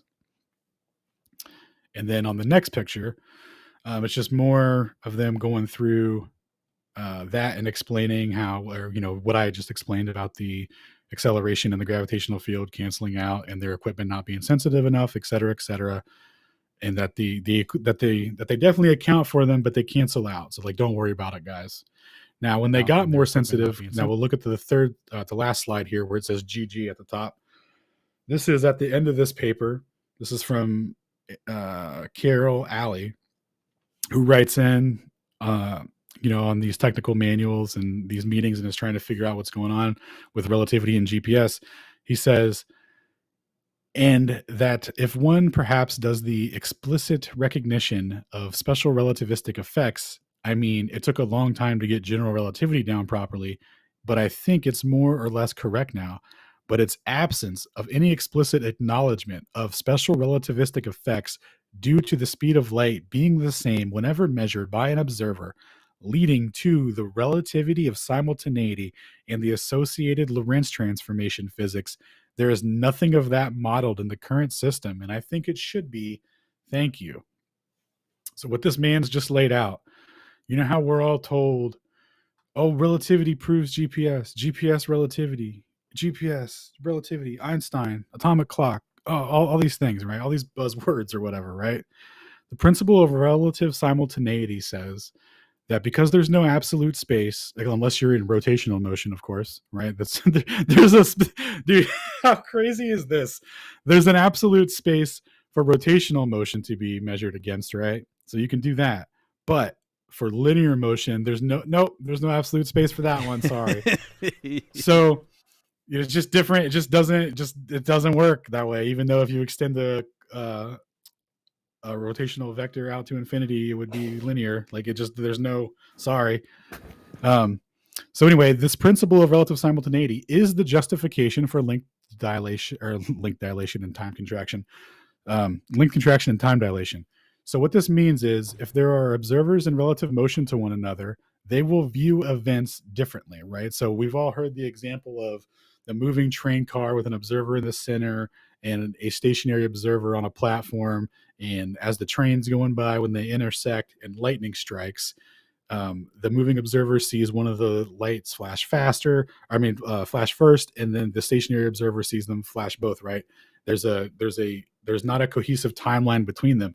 And if you were to add more observers and more velocities involved in that, you would get a cascading effect of people experiencing things slightly different from one another, right?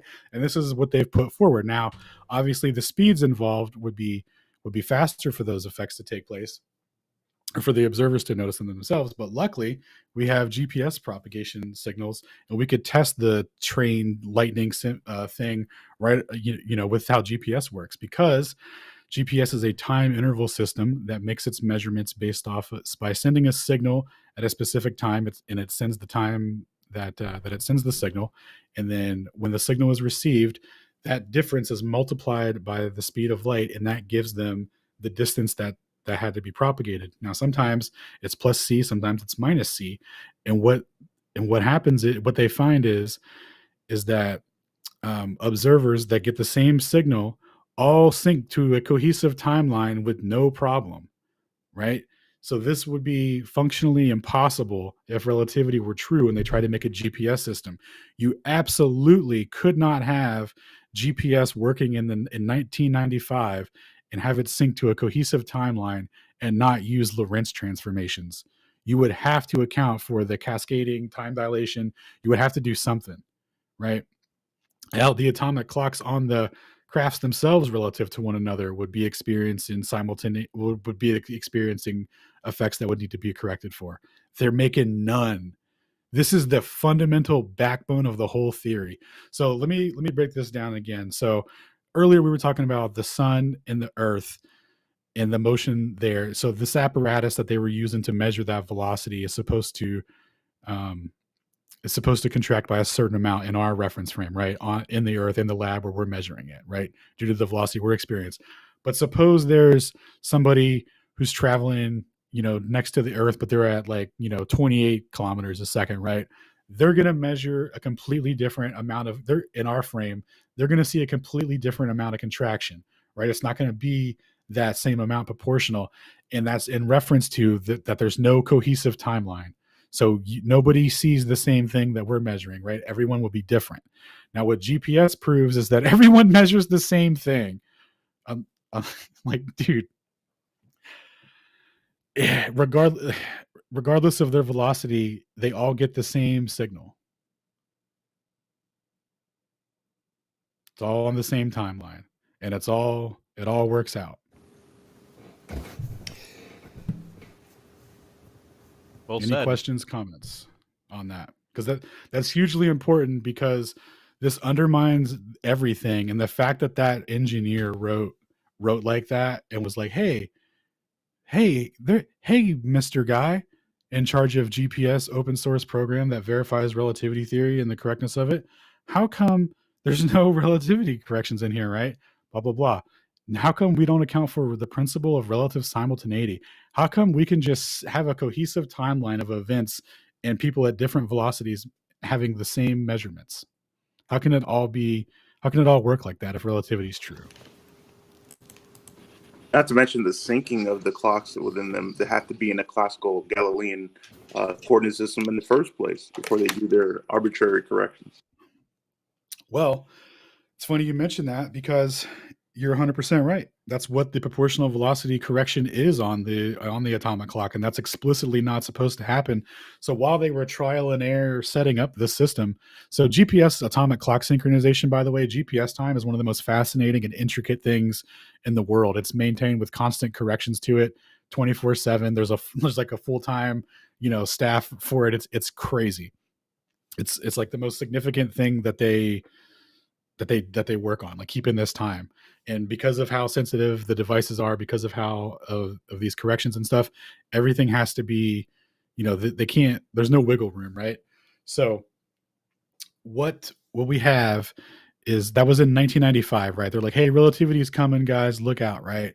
So in 2000, we have Paul Marmay's paper where he goes over the general relativity corrections that they put forward as proof of general relativity, and they have their gravitational potential correction that they finally added.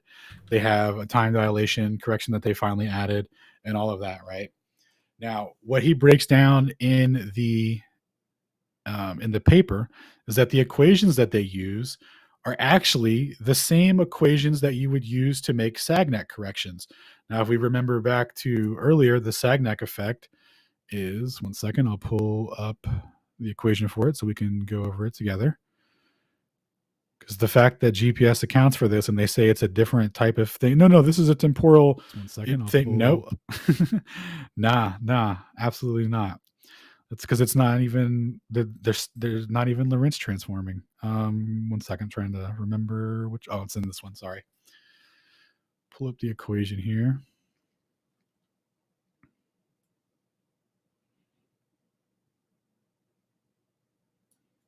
All right, it's coming right now.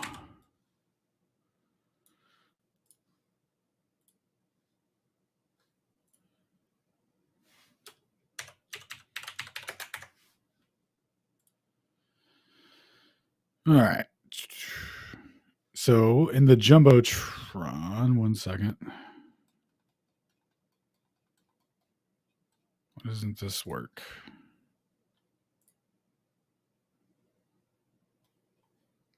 There we go.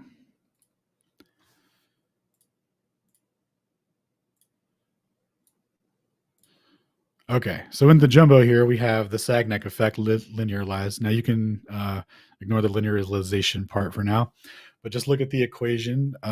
We have the delta t, so the amount of fringe displacement is going to be equal to 4 omega a over c lambda, right? So this is just the angular speed, so this is just velocity, and then this is length. This is just the area that light had to travel in the apparatus. And then this is over the speed of light times lambda. And what that gives you, right? All the important thing to note from that. Sorry, I lost my train of thought, but then I instantly remembered. So we're all in luck. So what the important thing to note here is that this is a velocity correction, right? This is a velocity ratio to the speed of light. This isn't this isn't a gravity thing or anything like that, right? What these equations represent. Now, what Paul Marmé pointed out in his paper is that the equations that they use to account for general relativity effects. So they say that the satellite is at that the GPS constellation of satellites is at a specific altitude, and they say that altitude there's a equigravitational potential there. So they have to make like a fixed correction there. It doesn't deviate. It's not like fluctuating or whatever. And the equation that they give is identical to the Sagnac effect, identical to correcting for this, for correcting for velocity over the speed of light. And then they say that the time dilation equation that they use to account for, it's not time dilation. They say that they have a velocity correction for Earth rotation, right? So if there's a velocity correction for Earth rotation, well, that's also the Sagnac equation they use for that. And the one that they use to, let's see, what was the other one? The velocity, and then so they do another, and then they do another Sagnac correction, they call it, but they don't do it as a velocity correction. So in this regard here, they don't do. It's not like a ratio against the speed of light versus over the velocity or anything, right? What they actually do is they do a coordinate system transformation. So earlier, how we were saying how the x-axis is your direction of motion, and then your y-axis is always perpendicular to that. So if you think about an xy graph, the time axis would always be where the y is at. And let's see, lost my train of thought there. Sorry about that. But you got it back instantly? No, not that time. Not that time, unfortunately. Not that time, unfortunately. Yeah, you did last time. Yeah. So let's see. They got their time divergence graph, but the bottom line is they don't use anything like. Oh yeah, I'm sorry. I remember now. The transform. So instead of making a velocity correction like that, like previously, right? Like an oscillation correction to the oscillation rate, right? What this is they're inverting the y-axis and the x-axis. And if they don't do that, they'll be off by 30 meters. So that's the final correction they make. And I have it on record from a paper by A.G. Kelly where he emails the people that are in charge of international clock synchronization standards and GPS standards. And he's like, hey guys, what's up with this Sagnac correction? Because like we got these corrections, right? These look like velocity corrections. These look like corrections you would make, right? And then we got this coordinate system rotation that you're calling a Sagnac correction. This isn't a velocity correction. What is this? And they write back and they go, you're correct in stating that it's not a relativistic correction. And that's all the detail they provide, really. So I'll put that up in the jumbo if you want to take over, Toby, and talk now for a minute about the subject. Yeah, I think we haven't even gotten into Golov yet, so I think I'll just kind of take us there now.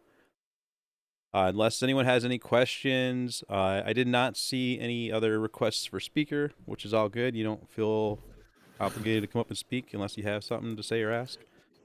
But yeah, so I just moving along. We talked about I briefly went over Dayton Miller. Alan touched on Dayton Miller, and about how he was measuring that periodicity, which by that I just mean the fact that that speed on that preferred direction of the speed of light, the fact that it goes faster one way or the other, quote unquote speed of light, the fact that happens and it changes throughout the year. I call that the periodicity, right? That would be the term for that, because it's the fact that it has a periodic effect, in that there's the period changes of or it matches the period of the motion of the sun in the sky, essentially. And so now, if you think about it, if you really just look at it from a logical framework, if the speed of light is fluctuating with the motion of the sky, the directionality of the sky. Now, they would argue it's the directionality of the Earth, but I would we're trying to make an assertion about relative motion, right? The weird thing about if you try to say it's the rotation of the Earth is the fact that it matches the motion of the sun. And also I touched on how if you go up higher at altitude, you shouldn't get such a drastic change in your reading. But so when you try to conceptualize that, the measurement of motion that you're taking is matching the position of the sun in the sky. So this in their model would have to be the orbit, or not the orbit, sorry, the rotation of the Earth. But the rotation of the Earth, the speed of that shouldn't change, 30%, more than 30% based on where the sun is in the sky. Now if you look at their math, if you look at their model, they do have some fluctuations in the rotation speed, and that's a whole nother topic, that are that are measured on their elliptical that are kind of inconsistent as well. But that's not consistent with what we're discussing here. That not at all. The Earth doesn't spin faster in their model by 30% ever. That's not how that works. So there's that component of this that was measured by that Dayton Miller guy. And he also measured that difference at altitude. Both of those things are very hard to conceptualize within a Earth going around the sun model. Very hard to conceptualize because you have to somehow, they do calculations. They have to abstract out these ideas of how those motions in the sky would be translated directly like that, because it should be relative to sorry, I'm getting a little in the weeds here. Let's just, best way to put this, the point is it's a first order measurement, which I got into already. I'm being a bit redundant, but it's a direct measurement. And so when you see that direct measurement, you don't get the velocity component that you expect, you don't get the speed that you expect, and you try to call it rotation. They try to call it rotation, like none of this is adding up. And so you think, well, maybe that Dayton Miller guy was wrong. Well, in Ukraine in 2001, there was a man named Yuri Galev who did more experimentation. He used radio wave signals and transceivers. And now a radio wave is still an electromagnetic wave, and light is an electromagnetic wave, all in Einstein's framework, and in classical mechanics framework. Now in Einstein's framework, it's also a particle, but that's not the point here. It's still so the radio wave is still, it's supposed to obey the same rules of special relativity that a light wave takes. So the fact that he's using a radio wave, you can just think of it, it's, for all intents and purposes, it's still c, the velocity of light, quote unquote. It's supposed to propagate at a constant speed, and it follows the same rules of that periodicity that I was talking about. So he used radio waves, and he sent them at multiple angles from the top of a mountain down to transceivers, and he measured that reception time, the difference in the fluctuations in that reception over the period of, or over the course of months and months, which allowed him to then calculate out the same periodicity that Dayton Miller came across. So he reanalyzed all of Miller's results and said, yeah, this is what I'm seeing is periodicity. The data that we have not been able to obtain publicly.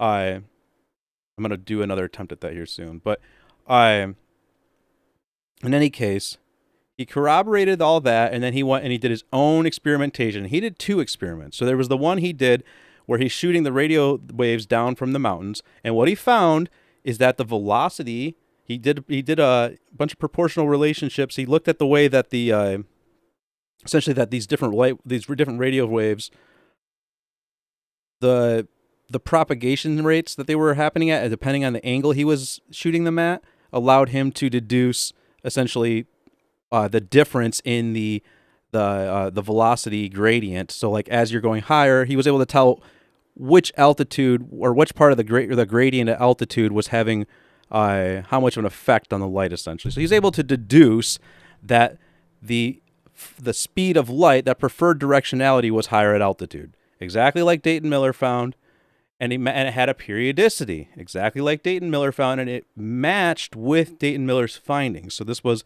experimentation that was pretty explicit about matching Dayton Miller's findings. And then he did more experimentation. Remember when I said that Dayton Miller said that everyone was putting the interferometers underground and putting metal around them? Well, no one really ever quantified whether that was necessary or not, or what kind of how that played into these measurements. It was never put to the test through experimentation, science. And so Yuri Galev put it to the test via experimentation. He took metal shielding, he put it around one of the arms of the interferometer, and then he shot fluid gas across it, and he rotated the interferometer so he could use essentially it was Bezellian functions and it was essentially fluid dynamics math to derive using looking at the differential between the laminar and turbulent flows and how that would be related to the rotation of the interferometer through the flow of the gas.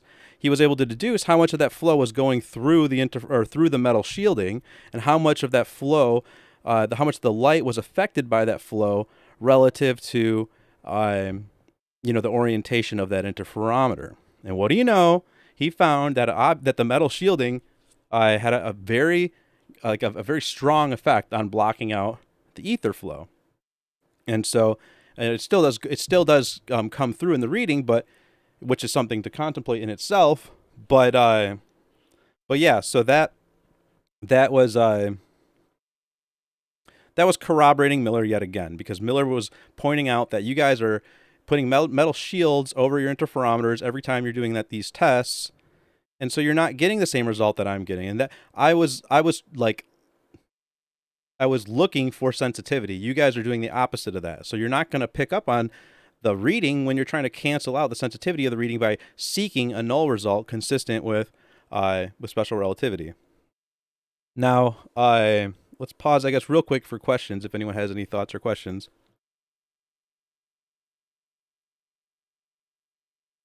Cool. So let's jump ahead to modern day, if that's cool. Does that sound good? Yeah. Cool. So in 2017, I like to bring this up to kind of put a framework around LIGO, the Laser Interferometer Gravitational Observatory, and all the current readings.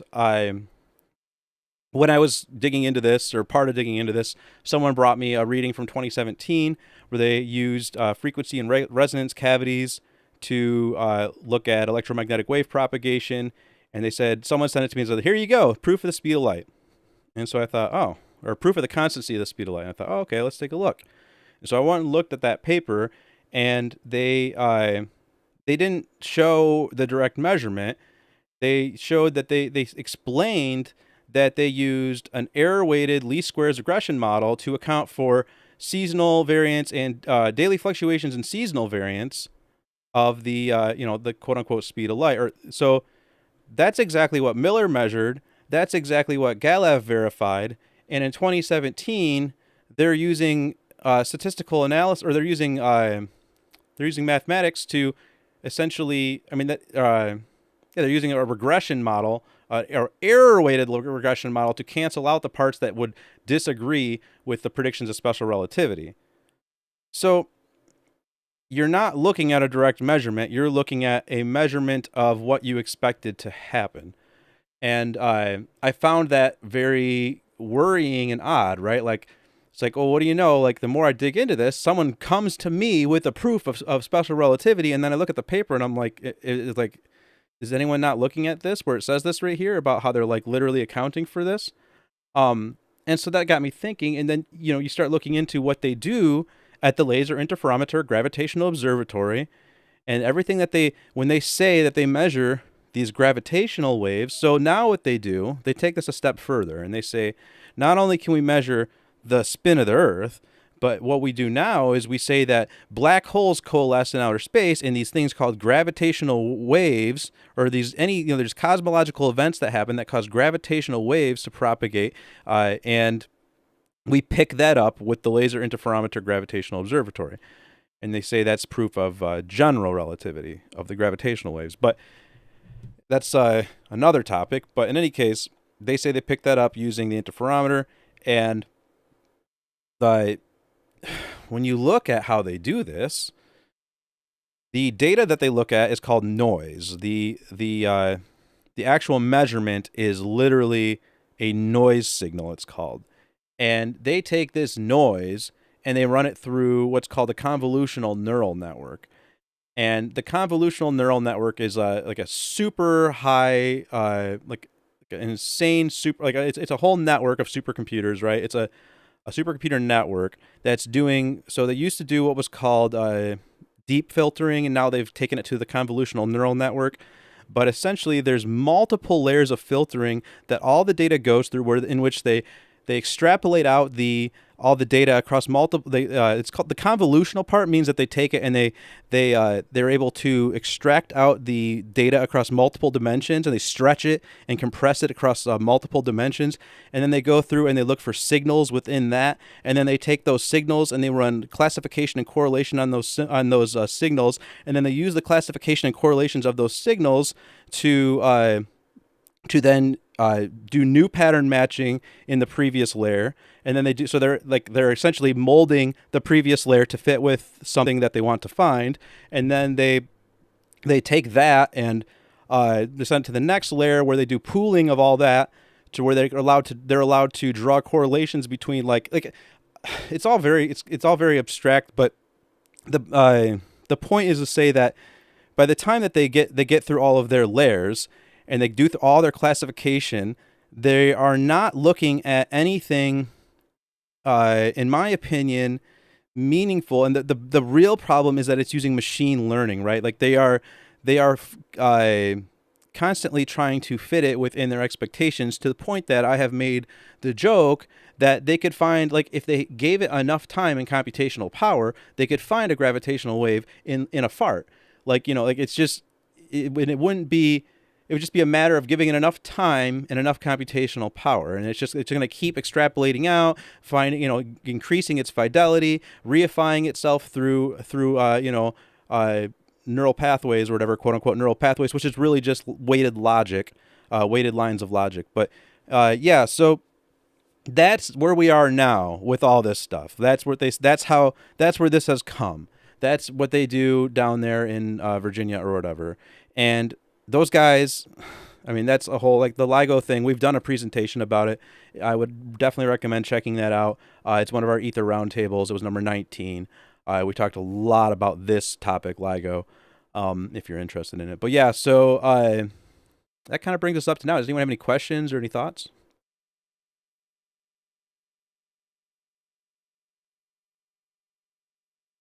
Cool. So you can drop me down if you need a speaker spot. Thanks for having me, guys. No, I think we've got plenty of spots, so all good. But don't feel like you gotta hang out up here either. So yeah, did we want to talk about general relativity at all? You still there, Alan? Yeah, we can do a little GR because it ties in with Michelson-Gale-Pearson. And I think we could probably wrap it up off of that. What do you think? That sounds great. All right, cool. Can I ask a dumb question real quick? That sounds awesome as well. Absolutely. Yeah.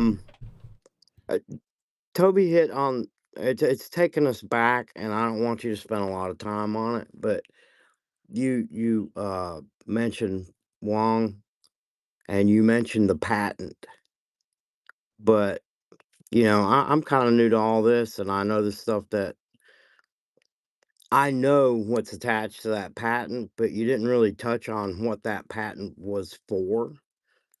And I think that's kind of it's a little bit eye-opening, because you didn't say what the patent was for, just that he drew a patent. With the standalone speedometer, basically.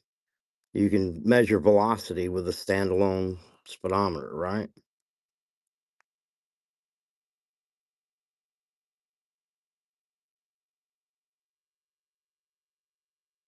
Yes, with the apparatus that Wang patented, that was the idea of it. Yeah, so you don't need, like on your car, you've got a cable to the tire, and it measures the revolutions. But this, didn't you say that he could take one for each axis, and you could measure velocity in absolute space? Yep. Yeah. Yep. You can get your actual position in 3-dimensional space with it. Yeah, that's velocity. That's exactly right. And with a like with an airplane, you have like a really big problem because you're trying to measure relative to the jet stream that you would be in, right? Like you don't know you can't. They rely on, you have to rely on an external frame, like you said. Like with a car, it's the tire. There's a number of rotations of the wheel, and with the airplane, they're going to use multiple things. They're going to use GPS, which is, we don't see what happens under the hood with that. And then if they're going to try and take any sort of proportional relationships to their craft, it's going to be relative to the or any sort of speed readings of their airplane. It's going to be relative to the jet stream that they're in, and you can't measure that without getting outside of the airplane and going and taking a reading, from stationary Earth. So, and you have the same problem on the sea. They have to look at the stars. That's why celestial navigation is so useful on the sea, because they can use the sky to at least determine their directionality. But with but you wouldn't know to try and be specific and like really specific to the level like of knowing your absolute speed and motion on the sea. You're also going to have a hard time because you don't have a good reference frame to use. But what this implies is that you can use the background medium, the substantive medium that electromagnetic waves propagates through, to determine absolute motion via that fluctuation in the quote-unquote speed of light.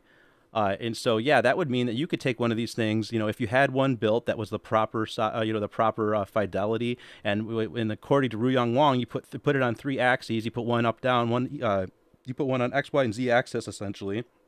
You could tell your absolute motion through space in every vector. And so that would have massive implications, not just for like precision of instrumentation without any networking, but also for mapping and for determining absolute distances over like things like seas and seas and oceans and continents, things that are not so easy to measure without making assumptions about what's in the sky. Thanks. I didn't mean to make you go back like that, but to me, No, that it's a good seems point. really important. Yeah, I appreciate you going over it for me. Cool. Yeah, we want to being able to know a distance without referencing something in the sky. Wouldn't that be something, Toby? All right.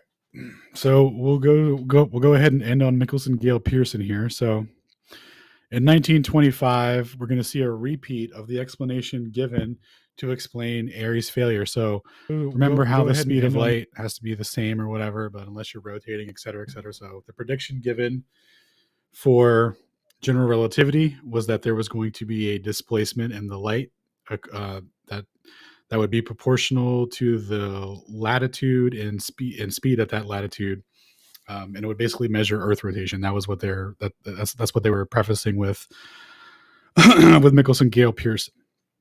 So with that, they also had an ether prediction, right? So they once again had a stationary ether prediction, and they were like, okay, so we know that ether, when it's inside of a tube, it carries light in the opposite direction. So the prediction for the stationary ether will be that a stationary ether that somehow moves in tubes, the prediction will be that there's no fringe displacement. So the stationary ether predicts that they won't be able to measure a fringe in the math that they derive for all this, right? This is how they're presenting it to the public.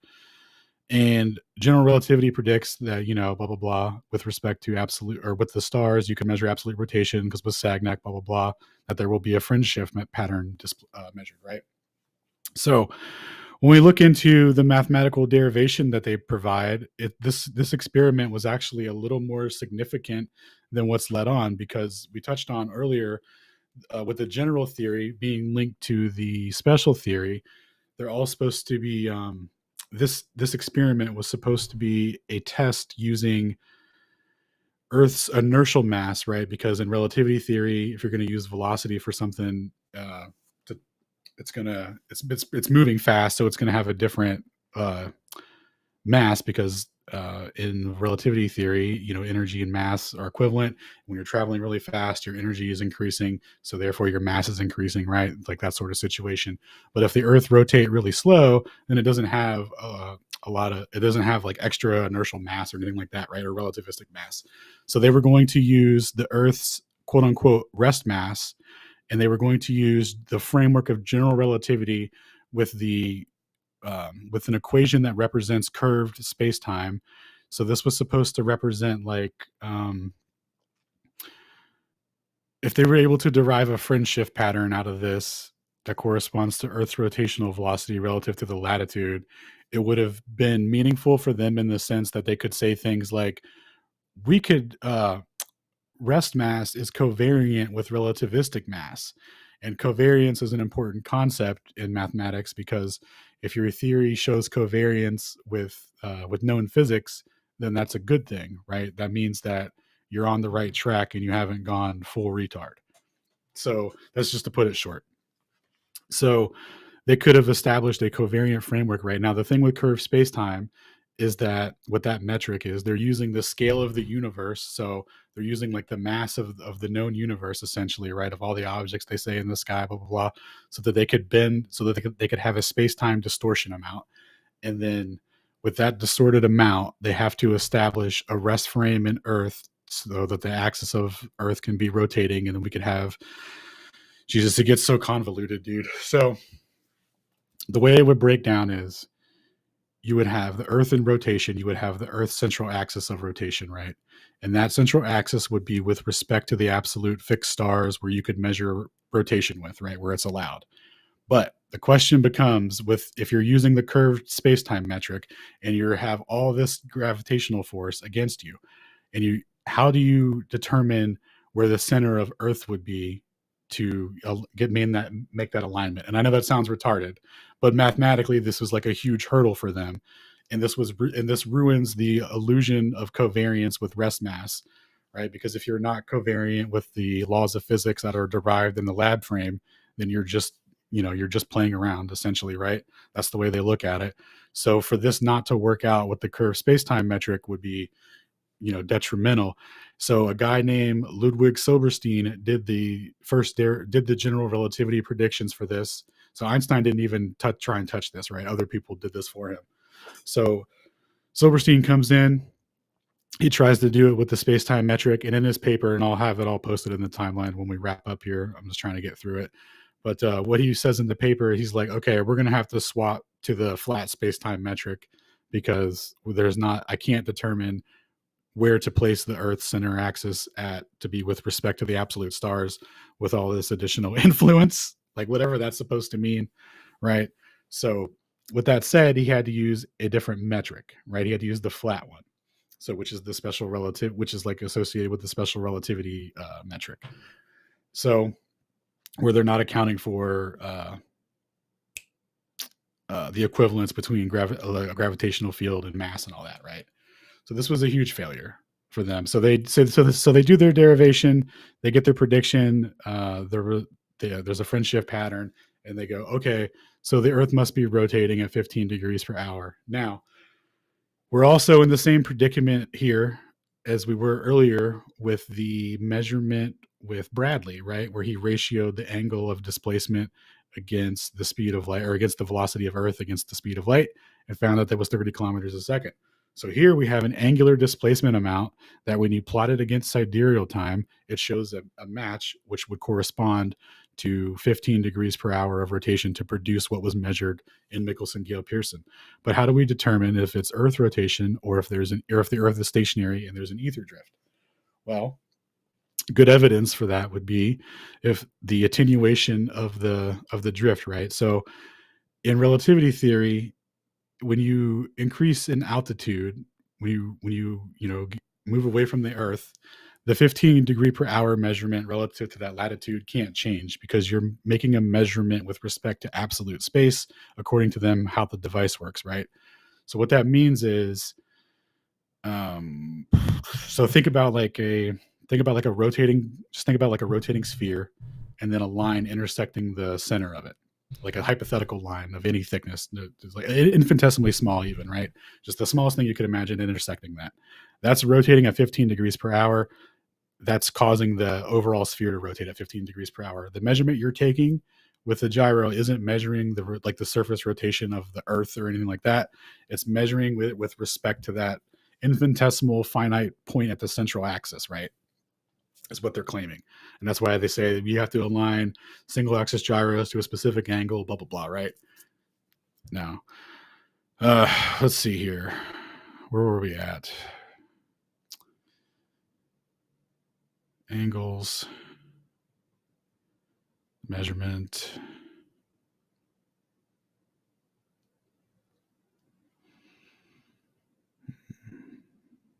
Displacement.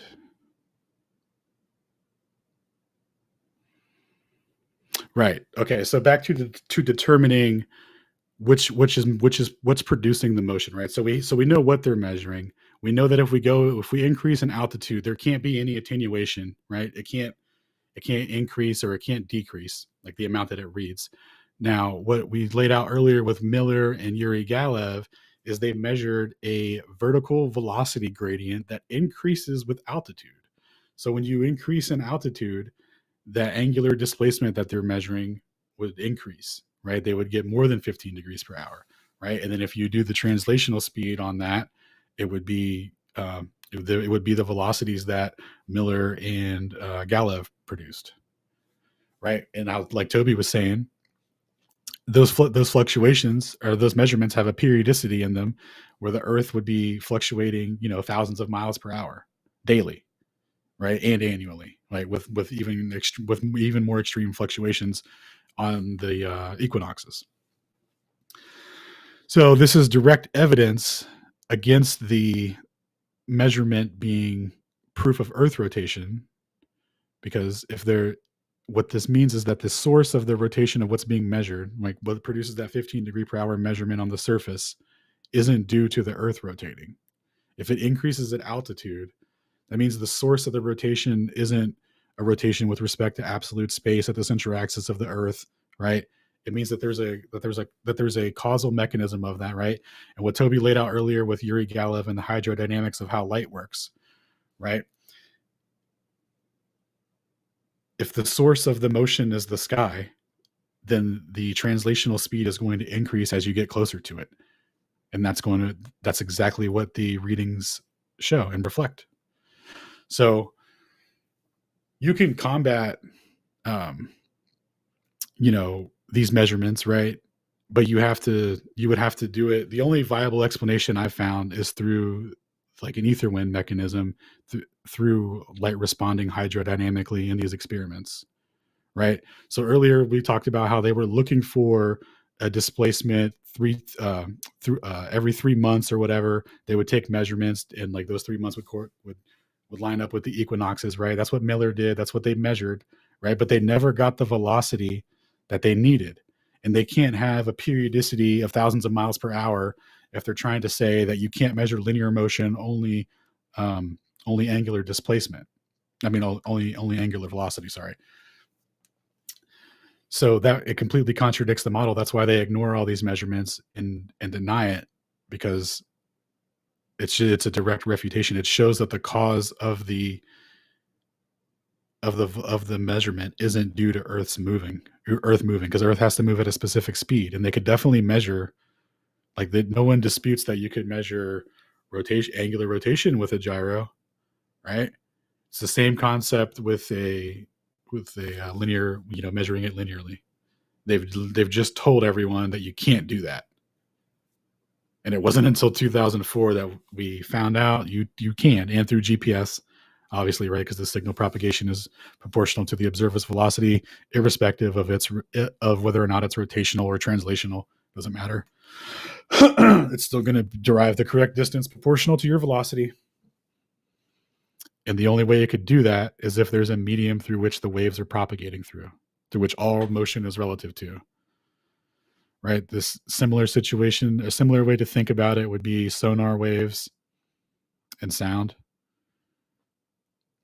So, all right, I think that's everything I wanted to touch on for Michelson, Gale, Pearson.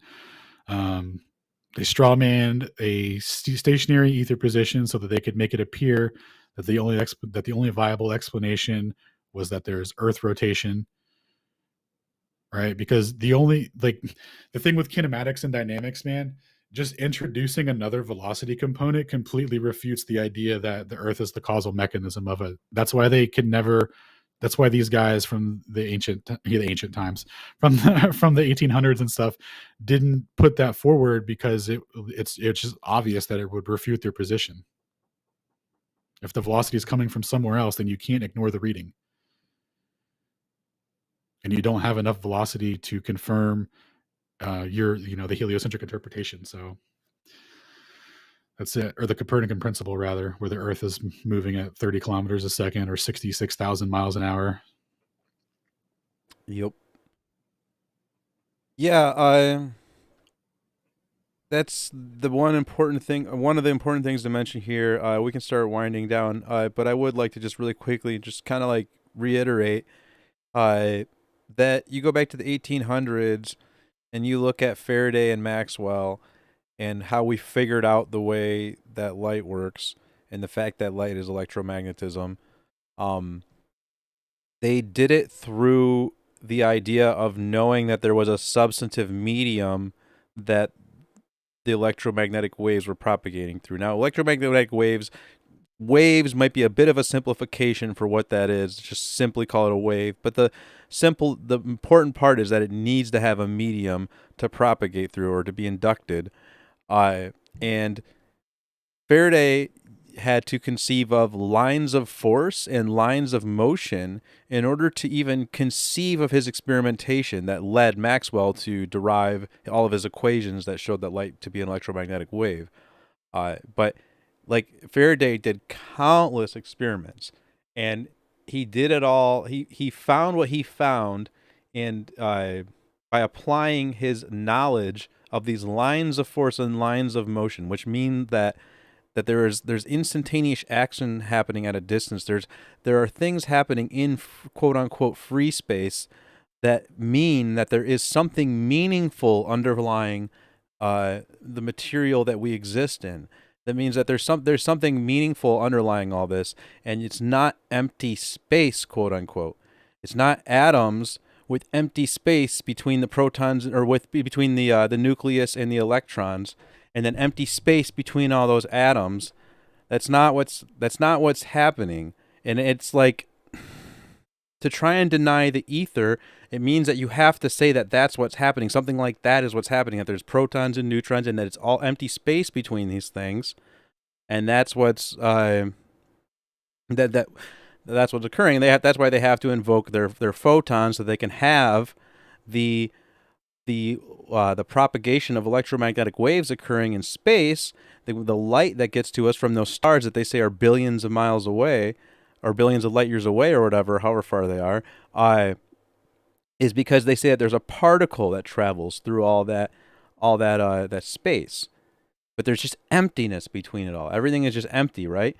But Faraday didn't conceive of things like that, and he wouldn't have done his experiments to figure the things out that he did if he conceived of things like that. And then Maxwell, when Maxwell came along and looked at all Faraday's experiments and started putting it all to math, Maxwell figured out right away that there was an ether. And he says it over and over and over again. If you go and look at his work, it's all based on studying the ether. That's what he did. That's how he derived all his equations. All of his equations that describe electromagnetism via the electric constant and the magnetic constant all comes from that understanding.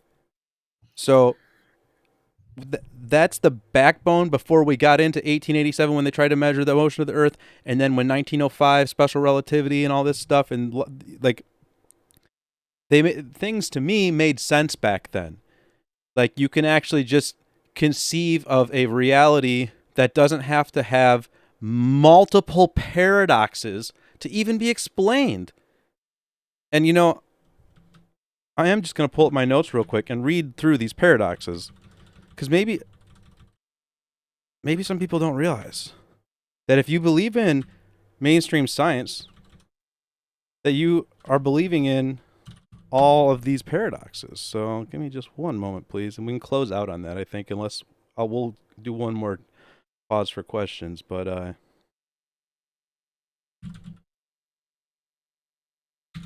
where is this? May I ask real quick? I'll just throw this out there. This is great conversation. I listen to you guys often. I talk a little bit. What about neutrinos? Are neutrinos, as I've heard them talked about in the electric universe model, are they part of that ether?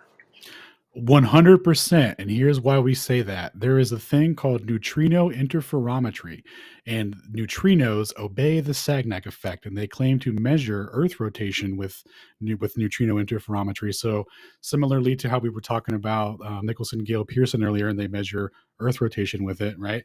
Well, they also measured that same thing with neutrinos. Now, obviously, we're taking the ether wind approach with a stationary Earth, but yeah, if they're all made from a primary substrate, like we assume, then they would all obey the Sagnac effect. And as it turns out, electron interferometry can measure Earth rotation, ether wind rotation, right? But I'll, just using familiar terms here. But yeah, it's all of it does. Electrons, neutrinos, neutrons, all of it. There's neutron interferometry too, dog. It's crazy. Yeah, so all those paradoxes, right? We got the particle wave duality, which is what I said earlier, the fact that light is both a wave and a particle. There's the twin paradox, which is the whole thing. If I take off in outer space and then I come back, I'm going to have not aged. And, if I went too close to the speed of light, if I travel too close to the speed of light and I go into space and come back, then, all my world has aged rapidly while I went too fast. And now I've left my world behind, essentially, right? And then you've got the Ehrenfest paradox, the Einstein-Podolsky-Rosen paradox. You've got the Schrodinger's cat, which is the cat that's dead and alive in a superposition. It's got food to eat, but the food's poison. There's the Heisenberg uncertainty, the Newman-Seliger gravitational paradox, the information paradox. This is not my full list, but there's like 6 more that I'm not thinking of. But I think you guys get the idea. It's literally like a paradox. There's multiple paradoxes. These are antithetical to logic. So just, I would say that when you get to that point, you're getting metaphysical, you're getting metaphysical when you get to that point, and you're taking some philosophical leaps, and I would argue religious leaps, that maybe you should just at least understand what you're defending if you're going to defend this worldview, and you should understand, and hopefully we have laid out to you why relativity is so important to the globe worldview, how those things go hand in hand. The idea of the Earth being a spinning ball that's orbiting. Well, then you're making an assertion about relative motion, and I have yet to see that assertion substantiated in a way that I find meaningful. And me and Alan have done our best to lay out our contentions with that assertion here tonight. So I'll once again, just one final time, open the floor for any last questions or thoughts. I think this was a really good space, guys. I know some of us love it. We tune into Aether Cosmology all the time, but it's cool that you're branching out in different avenues, and I, for one, can say I really enjoyed it. Thank you. Dude, thanks for being here. Our pleasure for sure. And tomorrow night, Alan's going to be presenting about quantum mechanics, and we're going to talk about particle physics and things of that nature. So definitely tune in over at Aether Cosmology. That's going to be at 7 p.m. Eastern. We're on YouTube, Rumble, here on X. We'll be streaming, and then also check out Space Audits. That's Alan's mirror, and Shane will probably also, I think, be streaming to BitChute, Rumble. But yeah, so check us out there, and if there's no more questions, we'll go ahead and close out the stream.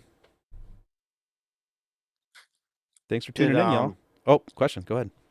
Yeah. I'm taking you back again. I got stuff running through my head. Undulatory theory. I've heard you say that a couple of times, and I'm not quite. Oh yeah. Undulation theory or whatever. That's it's just where they first hypothesized that light was a corpuscle, right? Because that's what Newton thought. So they thought like maybe there was like a little particles or whatever. But then a guy named Arago did an experiment. Well, there was a couple experiments, but Arago did like the main one, right, where he had a coherent light beam hit a sphere, and then the diffraction pattern that it makes when it recombines around the sphere, it makes a perfect little dot, like right behind it. So everyone was like, oh, okay, light's a wave. So undulatory theory just means that there's, like, it was the vibration theory that light was a wave.